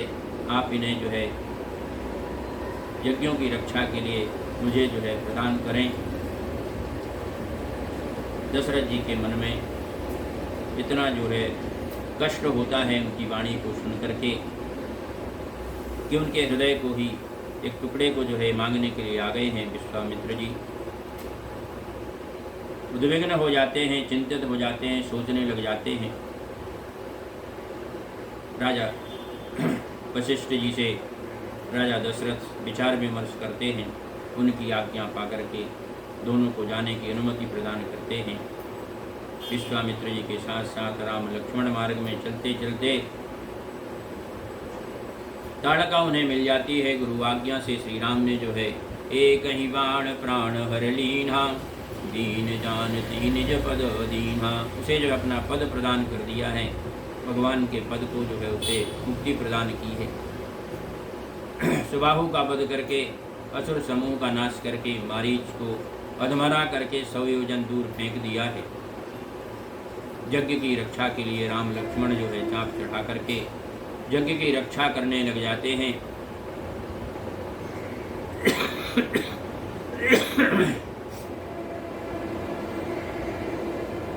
सुखदेव जी महाराज वर्णन करते कहने लग जाते हैं कि जनकपुर में धनुष यज्ञ जहाँ हो रहा है हम आप वहाँ भी चलेंगे। इस प्रकार की बातें जो है विश्वामित्र जी उन्हें बताते हैं। चलते चलते जो है सुखदेव जी महाराज कहने लग जाते हैं कि हे राम, मैं आपको जो है सीता आपको दुल्हन रूप में प्राप्त होंगी, लेकिन चलते चलते मार्ग में आपको और भी कई लोगों को मुक्त करना है। आप एक शिला को देखेंगे और ऐसा कहते ही जो ही जो है शिला को देखा है, परमात्मा ने पूछा है कि ये कौन है। विश्वामित्र जी ने पूर्ण परिचय दिया है और कहा है आप जो है अपने पैर से इनको चरण रज के द्वारा स्पर्श करें, आपकी चरण रज को पाकर के मुक्त हो जाएंगी। और जो ही चरण का स्पर्श किया है शिला पर, अहिल्या जो है एक पावन स्वरूप में जो है अद्भुत स्वरूप में सौंदर्य से युक्त होकर के उनकी प्रार्थना करने लग जाती है कि मैं नारी अपावन पुजगन पावन रावण रिपुजन सुखदाई राजीव विलोचन भव भय मोचन पाहि पाहि शरण ही आई। बार बार जो है शरणागति स्वीकार की है। इस प्रकार से सुखदेव जी महाराज कहने लग जाते हैं कि अहिल्या को उद्धार करके मिथिला नरेश से पूजित होकर के जनक जी के भवन में श्री राम पहुँचे हैं। वहाँ जो है पूरी सभा भरी हुई है, सभी बैठे हुए हैं राजा महाराजा। वहाँ तैयारी है एक धनुष को खंड करने की, तोड़ने की। जो लोग वीर समतो धनुषैर भंग सीता स्वयंवर गृहे चित सतोपनीतम आदाय बालगल लीलय वेक्षयन्तीं सज्जीकृतं नप विकस्य भुभंज मध्ये। सीता जी की ओर भी परमात्मा ने देखा है। दोनों का जो है मनी मन मिलन हुआ है। विश्वामित्र जी की आज्ञा पा करके परमात्मा ने खेली खेल में श्री राम ने जो है धनुष भंग किया है। चारों तरफ जो है हर्ष का वातावरण बन जाता है। जनक जी की प्रतिज्ञा पूर्ण होती है। सभी राजा महाराजा जितने आए थे जो उस कार्य को नहीं कर सके, सभी जो है उद्विग्न हो जाते हैं, अशांत हो जाते हैं। सुखदेव जी महाराज वर्णन करते गए राजा परीक्षित इस प्रकार से जनक जी का सीता जी का जो है स्वयंवर वाला कार्य परिपूर्ण किया है परमात्मा ने। उन्हीं के साथ जो है लक्ष्मण भरत शत्रुघ्न इनके भी चारों विवाह हुए हैं। विवाह होने के बाद जो है भरत शत्रुघ्न अपनी ननिहाल चले जाते हैं। इधर राजा दशरथ विचार करते हैं कि राम को राज्य प्रदान किया जाए। पूरी प्रजा ने अनुमोदन किया है, अभिषेक की तैयारी हुई है, लेकिन मंथरा ने बीच में ही आकर के कैकेयी को भड़काया है। 2 वरदान मांगने को कहा है। पहले में भरत को राज्य, दूसरे में राम को 14 वर्ष का वनवास। दशरथ जी ने कैकेयी को ये बहुत समझाया है, लेकिन वो पत्थर हृदय बन जाती हैं, बात को नहीं मानती हैं। सवेरा होने पर राम को महाराज ने सुमंत से अपने पास बुलाया है। श्री राम ने पिता की दशा देख करके माता कैकेयी से पूछा तो कैकेयी ने सब वृत्तांत उन्हें बता दिया। तब श्री राम ने वहाँ से आकर कौशल्या को नमन किया है, सारी बातें बताई हैं। ये सब सुनकर के लक्ष्मण जी क्रोध में आकर के श्री राम से पिता की आज्ञा मानने को मना कर देते हैं। तब प्रभु ने लक्ष्मण को नीति का, ज्ञान का उपदेश दिया है, माताओं को समझाया है। और अब राम लाल कौशल्या से आज्ञा लेने के लिए चल देते हैं। माँ के पास जाते हैं, अंततः माँ से भी जो है विदा लेते हैं। सीता जी के पास जाते हैं। सीता जी का अन्य विनय परमात्मा को जो है अपने साथ ले चलने के लिए विवश कर देता है। उन्हें अपने साथ चलने की अनुमति देते हैं। लक्ष्मण भी जो है आग्रह करते हैं। तीनों जो है तैयार होते हैं और पिता के पास पहुंचते हैं। दशरथ जी के पास पहुंच करके उनको नमन करते हैं, चलने की अनुमति मांगते हैं। सुमंत्र जी को जो है दशरथ जी ने आज्ञा दी है। उनको विदा करने के लिए रथ पर बैठाया गया है।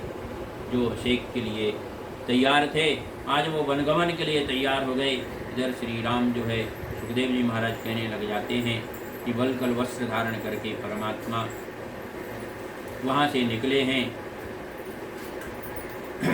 चित्रकूट के पास चल करके अत्रि, सुतीक्षण, अगस्त्यादि मुनियों से उन्होंने सत्संग किया है। पंचवटी में पहुँचे हैं। वहीं पर जो है रावण की बहन शूर्पणखा मोहित होकर के लक्ष्मण जी के पास पहुँचती है। दोनों से बारंबार जब आग्रह करती है, अंततः जो है लक्ष्मण जी उनकी नाक कान काट देते हैं। रक्षा ससुर व्यसत रूपम शुद्ध बोधस्या खर निखृतूषण मुख्य बंधून उग्रे चतुर्दश सहस्रम पारणीयो कोदंड पाणि रमयान उवास कृच्छम। इस प्रकार से खर दूषण तीसरा के साथ जो है राम ने युद्ध करके 14,000 राक्षसों के साथ उन्हें भी यमलोक को जो है पहुँचाया है। तब उन सभी राक्षसों के मरने के बाद शूर्पणखा रावण के पास पहुँचती है। लंका में जाकर के कहने लग जाते कि भैया मेरी दशा जो है इस प्रकार से हुई है। सुन करके रावण जो है योजना बनाता है और राम लक्ष्मण को छल से या बल से मार करके उनकी स्त्री को जो है मैं लेकर के आऊँगा, ऐसा अपनी बहन को वचन देता है। रावण मारीच को हिरण बना करके मारीच जो है रावण के भय से हिरण बनना स्वीकार कर लेता है। मारीच राम की कुटिया पर गया है। उनको देखकर सीता जी ने अचरज में आकर के कहा है कि ये तो सोने का मृग है, और परमात्मा को उसे पकड़ने के लिए बार बार प्रार्थना की है। परमात्मा सब कुछ जानते हुए भी उस मारीच के मायावी मृग के पीछे जाते हैं। उसी समय जो है साधु के वेश में रावण ने जो है सीता जी का हरण किया है। चीखती पुकारती सीता को ले जाकर के उसने अपनी शोक वाटिका में रखा है। सुखदेव जी महाराज वर्णन करते कहने लग जाते हैं कि श्री राम जब वापस आते हैं, सीता जी को कुटिया में पा करके विलाप करने लग जाते हैं, और जो है जंगल में रहने वाले जीवों से भी पूछते हैं कि हे खग मृग, हे मधुकर श्रेणी, तुम देखी सीता मृग नैनी, कुंद कली दाड़ी में दामिनी, कमल शरद शशि भामिनी। इस प्रकार से वन में घूमते घूमते ऋषिमुख पर्वत पर पहुँचते हैं। हनुमान जी से उनकी मित्रता होती है। सुग्रीव आदि के पास जो है पहुँचते हैं। सुग्रीव से मित्रता करके और वानर राजों पर जो है अपना आधिपत्य जो है स्थाते हैं। हनुमान और अंगद आदि दक्षिण की ओर सीता की खोज में चल देते हैं। हनुमान जी जो है समुद्र पार करके लंका में पहुँचते हैं। अशोक वन में जाकर के सीता जी को पेड़ से राम जी की कथा के माध्यम से जो है श्रवणामृत कराते हैं उन्हें कथा, और अशोक वाटिका में उनके वो दर्शन करते हैं। मेघनाथ आदि जो है फल फूल खाने की जब इच्छा प्रकट करते हैं, सीता माता उन्हें आदेश दे देती हैं। मेघनाथ ने जो है नागपाश में जो है उनको बांधा है, रावण के पास ले गया है, और रावण ने उन्हें जो है जलाने के लिए, पूंछ को जलाने के लिए आग लगाने का आदेश दिया है। और जो है हनुमान जी ने एक ही पल में रावण की लंका को जला करके भस्म किया है। विभीषण के पास पहुँचे हैं। विभीषण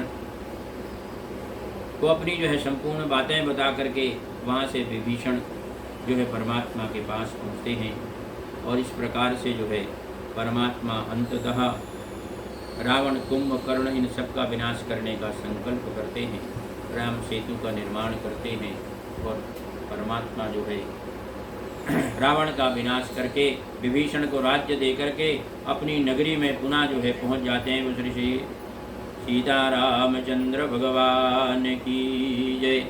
सुखदेव जी महाराज वर्णन करते कहने लग जाते हैं कि राजा परीक्षित किस प्रकार से परमात्मा जब अपने जो है पुनः अयोध्या में आ जाते हैं, तो अयोध्या में आकर के राम राज्य की स्थापना होती है, और राम राज्य की स्थापना होते ही सभी प्रकार के दुख जो है नष्ट हो जाते हैं। श्रीमद् भागवत में श्री राम का चरित्र एक ही स्कंद में वर्णन किया गया है। सुखदेव जी महाराज वर्णन करते कहते हैं कि आगे जो है लवकुश के जन्म की कथा का वर्णन किया है, राम वंश का वर्णन करके आगे कहते हैं निमि नाम के राजा हुए हैं उन्हीं के वंश में।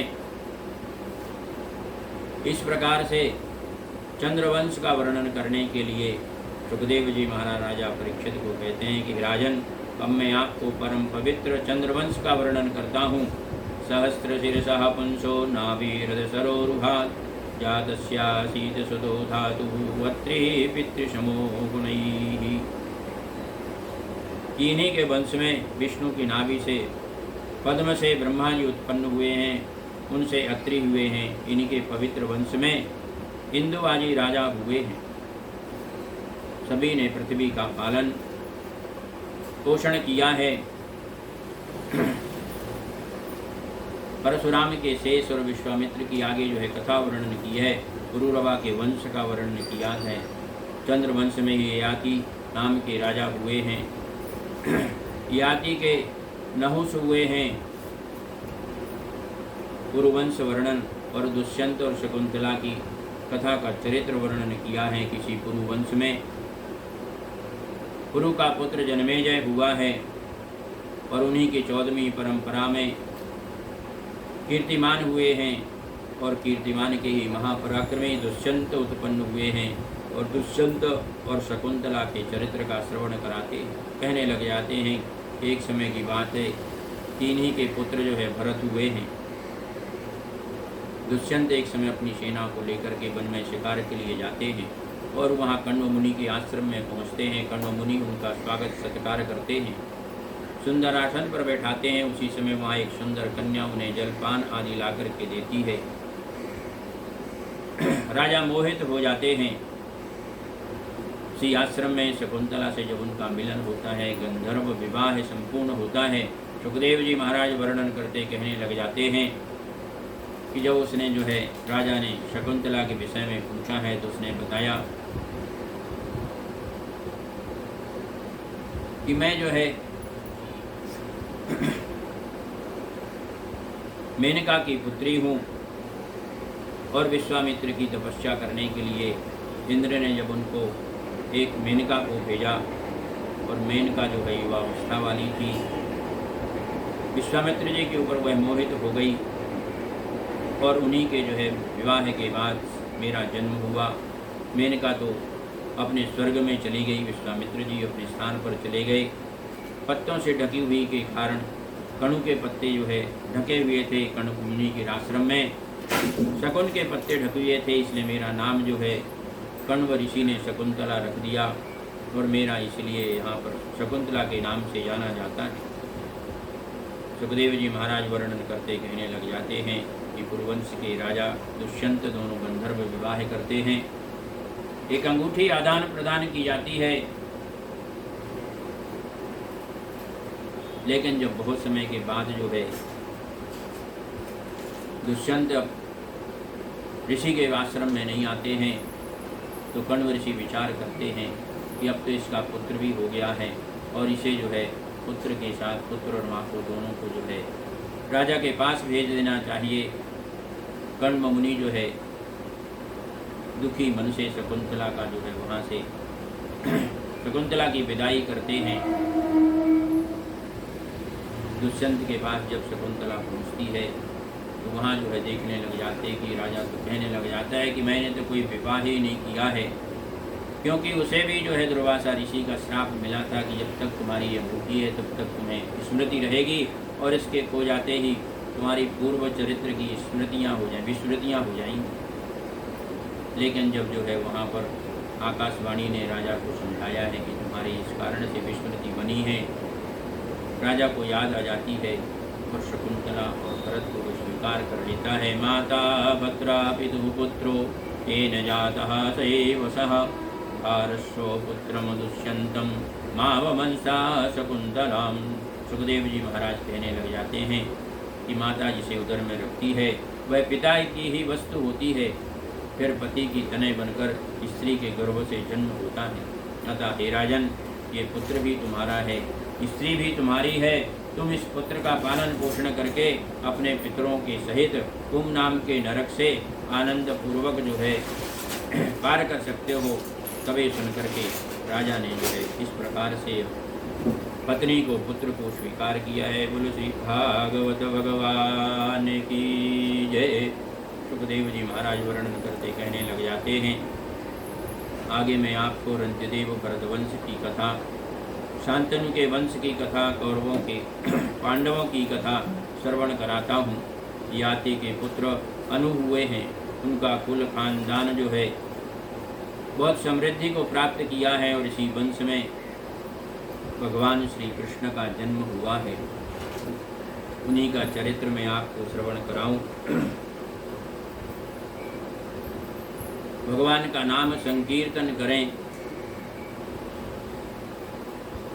और राजा को जो है सुखदेव जी महाराज श्रवण कराते हैं कि बीत गए दिन भजन बिना रे, बीत गए दिन भजन बिना रे, भजन बिना रे, गोविंद नाम बिना रे, भजन बिना रे, कृष्ण नाम बिना रे, बीत गए दिन भजन बिना रे, बाल अवस्था खेल गमाई, बाल अवस्था खेल गमाई, जब यौवन तब मान घना रे, जब यौवन तब मान घना रे, बीत गए दिन नारे, बीत गए दिन भजन बिना रे, भजन बिना रे, गोविंद नाम बिना रे, बीत गए दिन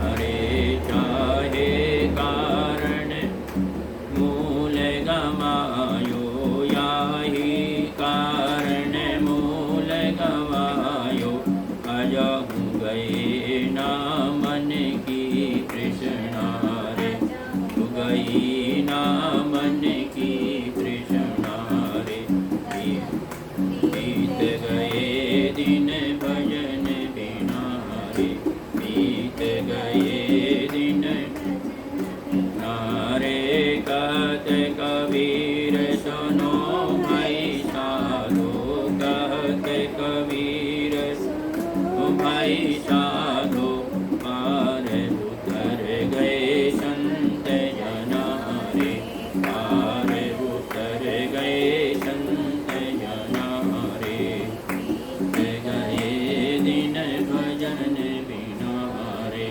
बोलो श्री बाल कृष्ण लाल की जय।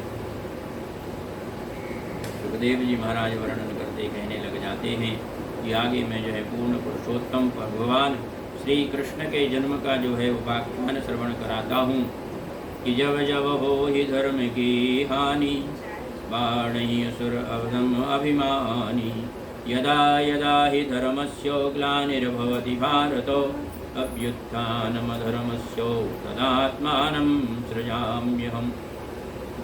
सुखदेव जी महाराज कहते हैं कि जब जब धर्म का क्षय होता है, पापों की वृद्धि हो जाती है, और तभी तभी प्रभु जो है अवतार लेकर के धर्म का उत्थान करते हैं और कौतुकता के कारण विविध प्रकार की लीलाएं करते हैं, इस विश्व का कल्याण करते हैं। प्रभु के अवतार का वर्णन कौन कर सकता है? किसी की भी वाणी में सामर्थ्य नहीं है। यस्याननं मकर कुंडल चारु कर्णो, भ्राजत कपोल सुभगम सविलासहासम, नित्योत्सवं चतति पपिसुरदिशि पिबन्त्यो, नार्यो नरास्न मुदिता कुपिता निमेषो। परमात्मा का सुंदर स्वरूप है। मुख कमल पर मंद मंद मुस्कान है, जो नेत्र रूपी दोनाओं के पान करने में प्रभु की झांकी अमृतमयी मालूम पड़ती है। उनके श्रवण कुंडल सभी जो है शोभायमान होते हैं। सुखदेव जी महाराज वर्णन करते कहने लग जाते हैं कि आगे में जो है कथितो वंश विस्तारो, राजा ने पूछ दिया कि राजन आप जो है इस वंश की कथा का विस्तार बताएं। चंद्रवंश में पूर्ण पुरुषोत्तम भगवान का जन्म हुआ है, आप उसे सुना करके मुझे आनंदित करें। इस प्रकार से प्रार्थना करने पर परमात्मा प्रसन्न होते हैं। सुखदेव जी महाराज भी प्रसन्न होते हैं और सुनाने लग जाते हैं कि हे राजा परीक्षित, मथुरापुर नगरी में वसुदेव जी का विवाह देवकी के साथ हुआ है, जिसमें महाराज देवक की पुत्री देवकी की विदाई के समय बहुत दहेज प्रदान किया है। रोती बिलखती देवकी जब चल देती है, सभी परिजन आंसू बहाते हैं, उसे रथ पर बिठा करके पहुंचाने चलते हैं। तभी स्नेह के कारण कंस ने सारथी बनने का निश्चय किया है कि मैं स्वयं इस रथ को लेकर चलता हूँ, और घोड़ों की लगाम पकड़ करके देवकी को पहुंचाने के लिए वह चलता है। आकाशवाणी होती है कि पथे प्रग्रसिणम कंसो मामास्या हरिरखा अस्याश्रमो गर्भो अंतायाम बसवे बुधो। सुखदेव जी महाराज वर्णन करते कहते हैं, राजा परीक्षित, आकाशवाणी ने समझाया है कि हे कंस, जिस बहन देवकी को तुम ले जा करके स्नेह से वहाँ पहुँचाने जा रहे हो, उसी का 8वां पुत्र भरी सभा में तुम्हारी मृत्यु का कारण बनेगा। इतना सुन करके कंस को क्रोध आता है, देवकी को मारने के लिए उद्यत हो जाता है। वसुदेव जी कंस से बड़ी सरल वाणी में कहने लग जाते हैं कि श्लाघनीयो गुणासूरैर् भगवान भोज यशस्करः सा कथं भगनी महन्यात् स्त्रियं उद्वाह पर्वणि। कहने लग जाते हैं, हे युवराज कंस, आपको देवकी से तो कोई भय नहीं है। आकाशवाणी ने उसके पुत्र से जो है मृत्यु का कारण बताया है। मैं आपके सामने प्रतिज्ञा करता हूँ कि देवकी के 8वें पुत्र की तो बात छोड़ो, मैं सभी पुत्रों को ला करके आपको प्रदान करूँगा। ऐसा सुन करके कंस जो है कहने लग जाता है कि ससुरवधान निवृत्तये कंस तदवाक्य सारविदो वसुदेवोऽपि तं प्रीतः प्रशस्य प्राविशद गृहम्। वसुदेव की वाणी को सुन करके कंस जो है भरोसा कर लेता है, वह वहाँ से लौट जाता है। इधर देवकी रोती बिलखती वसुदेव के साथ जो है ससुराल पहुँच जाती है। समय आने पर वसुदेव जी के अंश से देवकी के गर्भ से पहले बालक का जन्म हुआ है। जन्म होने पर देवकी वसुदेव प्रसन्न नहीं हुए, क्योंकि अत्यंत सुंदर कमल के सरिष कुमार बच्चे को भी देखकर कंस की बातें उन्हें भय से जो है कांपने के लिए मजबूर कर देती हैं। तब वसुदेव जी बोले, हे प्राण प्रिय, लाओ पुत्र को मुझे दे दो, इससे ममता मत करो। मैं कंस को जाकर के देता हूँ, अपना वचन पूरा करता हूँ। यह सुनकर के रोती बिलखती देवकी ने पुत्र को अपना दूध पिलाकर उसका मुख चूमकर हृदय से लगाकर कांपते हुए हाथों से उसे प्रदान कर दिया है। पति को दिया है और बेहोश सी वे गिर पड़ती है। अब रोती हुई देवकी को छोड़कर पुत्र को वसुदेव जी गोद में लेकर के दुष्ट कंस के पास पहुँचते हैं। तब पुत्र का जन्म सुनकर के कंस हंसता हुआ वसुदेव जी से बोला है कि प्रतियातु कुमारेयम न हिंसदस्ति मे भयम अष्टमासो युवोर्गर्भान् मृत्युर्मे विहितखिलः।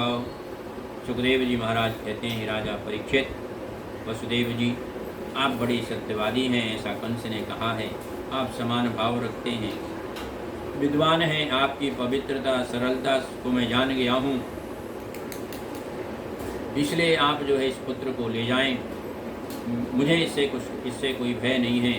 हाँ, 8वें का आप ध्यान रखना, 8वें पुत्र से ही मुझे भय है। सुखदेव जी कहते हैं, हे राजन, वसुदेव और कंस की ऐसी बातें सुन करके नारद जी पुनः चिंतित हो जाते हैं कि यदि इसके पाप नहीं बढ़ेंगे, इस कंस का विनाश नहीं होगा।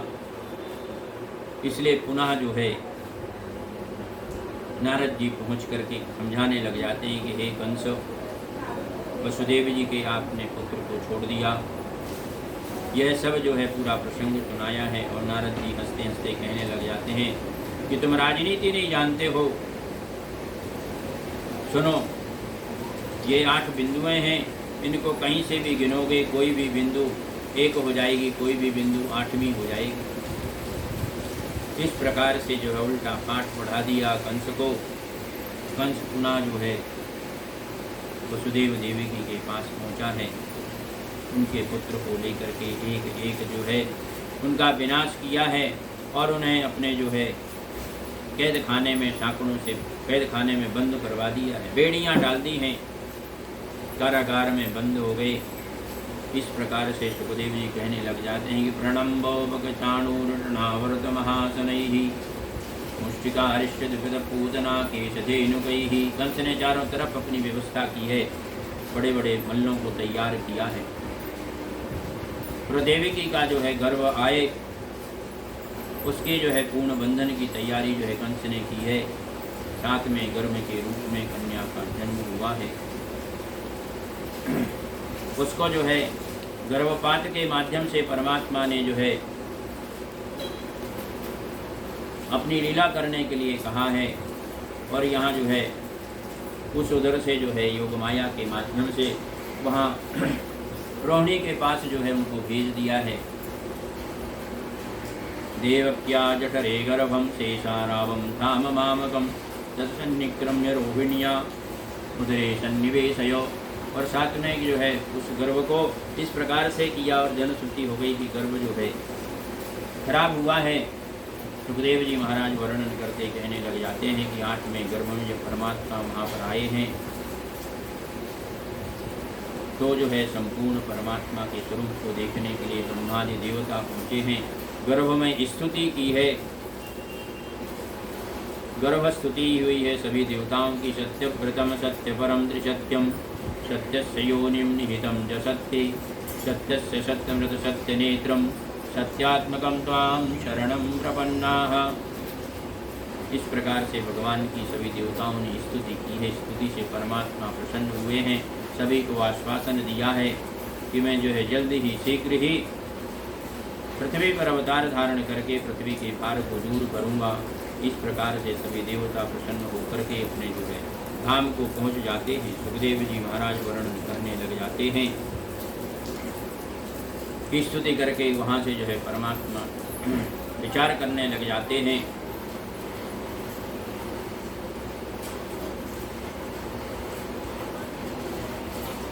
सब नक्षत्र ग्रह तारागण लग्नादि अनुकूल हो जाते हैं। देवता आकाश में फूलों की वर्षा करने लग जाते हैं। धुंध भी बजने लग जाती है। विद्याधर गंधर्वादि नृत्यगान करते हैं।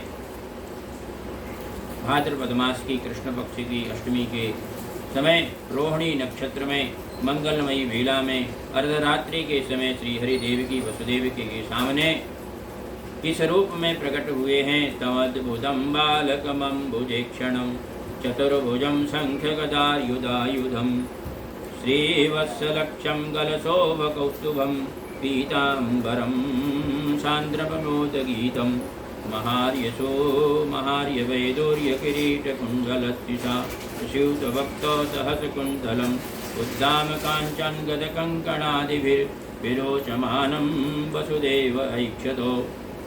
इस प्रकार से परमात्मा ने शंख चक्र गदा से युक्त जो है अवतार धारण किया है। अद्भुत बालक को देव करके वसुदेव देव की दोनों प्रार्थना करने लग जाते हैं कि हे प्रभु, आप तो चतुर्भुज रूप में अखिलेश्वर मालूम पड़ते हैं। आप यहाँ जो है संसार में आकर के मानव लीला कीजिए। और प्रार्थना की है कि भय प्रकट कृपाला दीन दयाला यशुमति के हितकारी हर्षित महतारी रूप निहारी मोहन मदन मुरारी कंसासुर जाना अति भयमाना पूतना गेहि पठाई सो मम मुस्काई हर्षित धाई गई जहाँ जदुराई तेहि जाई उठाई हृदय लगाई अयोधर मुख में दीने तब कृष्ण कनाई मन मुस्काई प्राणता सुहर लीने जब इंद्र ऋषाये मेघ बुलाए वशीकरण ब्रज सारी गौवन हितकारी मुनि मनोहारी, नख पर गिरिवरधारी। कंसासुर मारे अति संहारे, वत्सासुर संहारे। भक्तासुर आयो बहुत डरायो, दारुक बदन बिहारी। अति दीन जानी प्रभु चक्रवाणी, ताहि दीन निज लोका। ब्रह्मासुर राये अति सुख पाई, मगन हुए भय शोका। यह छंद अनूपा है रस रूपा, जो नर याकू गावे। ते सम नहीं कोई त्रिभुवन माही, मन वांछित फल पावे। नंद यशोदा तप कियो, मोहन सो मन लाय। तासो हरि दिन सुख दियो, बाल भाव दिखलाय। बोलो श्री बाल कृष्ण भगवान की जय। इस प्रकार से देवकी और वसुदेव ने भगवान से जब प्रार्थना की है कि आप लीला करें, परमात्मा ने जो है वसुदेव जी को कहा है कि आप जो है भयभीत ना हो।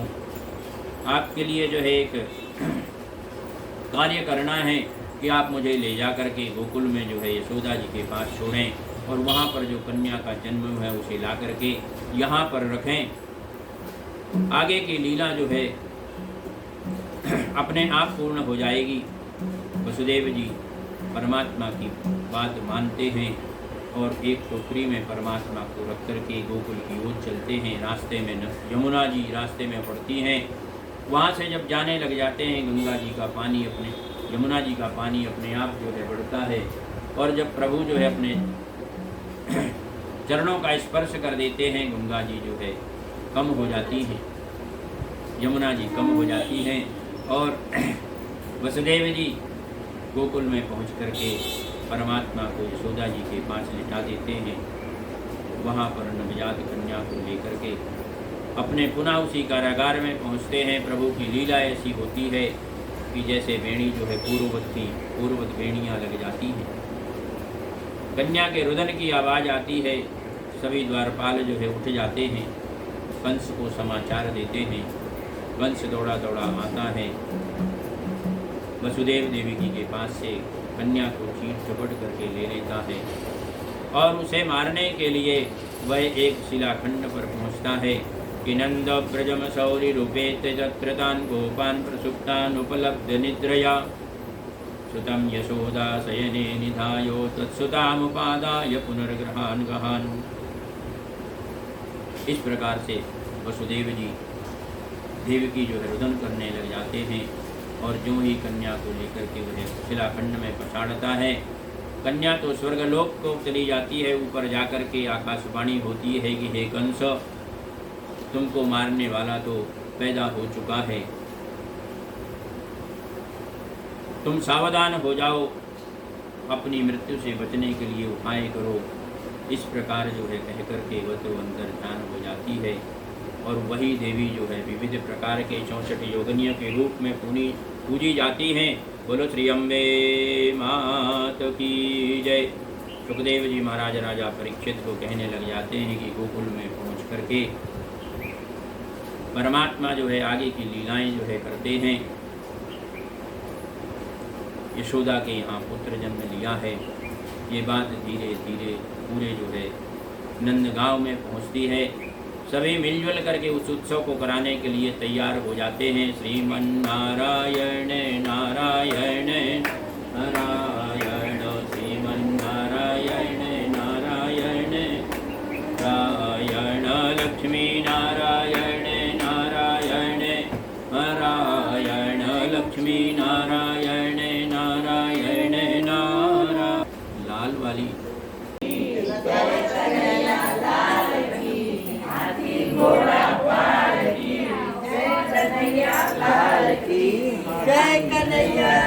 नहीं, ज्यादा झोंकने की जरूरत नहीं है। जय कन्हैया लाल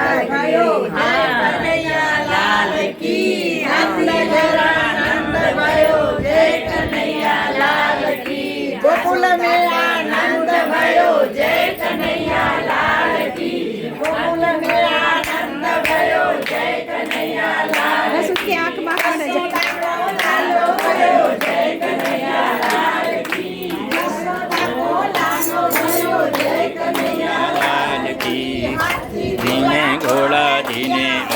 दीनी पाल की कन्हैया लाल की जय। जो लाल भयो जय कन्हैया लाल की कन्हैया लाल की। हाथी घोड़ा घोड़ा दियो कन्हैया लाल की मोहन हार की। हाथी कन्हैया लाल की दिया और दीना पाल की जय कन्हैया जी जय कन्हैया लाल की। वो हार से कर दो भयो जय कन्हैया लाल की जय। उड़ा भयो जय कन्हैया लाल की धको लालो भयो जय कन्हैया लाल की धको लालो। इधर दे दो जरा मेरे पास दो तीनों मुझे दो। टीका लगाओ ना। हाँ ना दो तो खा के दो तीनों और दीनी पाल की कन्हैया लाल की कन्हैया लाल की। कन्हैया समय दे दिया उसने तो। ये भी विचार कर दे कन्हैया आ गया कन्हैया ये भी करे हाँ, तिलक लगाती हूँ। ले तिलक लगाती हूँ मैं। अरे वाह वाह कन्हैया कन्हैया कन्हैया कन्हैया। વાસુદેવની કોપલીમાં પોડ્યા કૃષ્ણજી વાસુદેવની કોપલીમાં પોડ્યા કૃષ્ણજી વાસુદેવ શિર પર લાવે છે મારો વાલો ગોકુળમાં આવે છે રે વાસુદેવ શિર પર લાવે છે મારો વાલો ગોકુળમાં આવે છે ઝરમર ઝરમર મેહુલો વરસે ઝરમર મેહુલો વરસે મેઘ ગગન ગજાવે છે મારા વાલો ગોકુળમાં આવે છે મેઘ ગગન ગજાવે છે આવે છે એ યમુનાના પાણી પાવન કરવા યમુનાના પાણી પાવન કરવા શ્રી કૃષ્ણ ચરણ રંગાવે છે મારો વાલો ગોકુળમાં આવે છે એ શ્રી કૃષ્ણ ચરણ લંબાવે છે મારો વાલો ગોકુળમાં આવે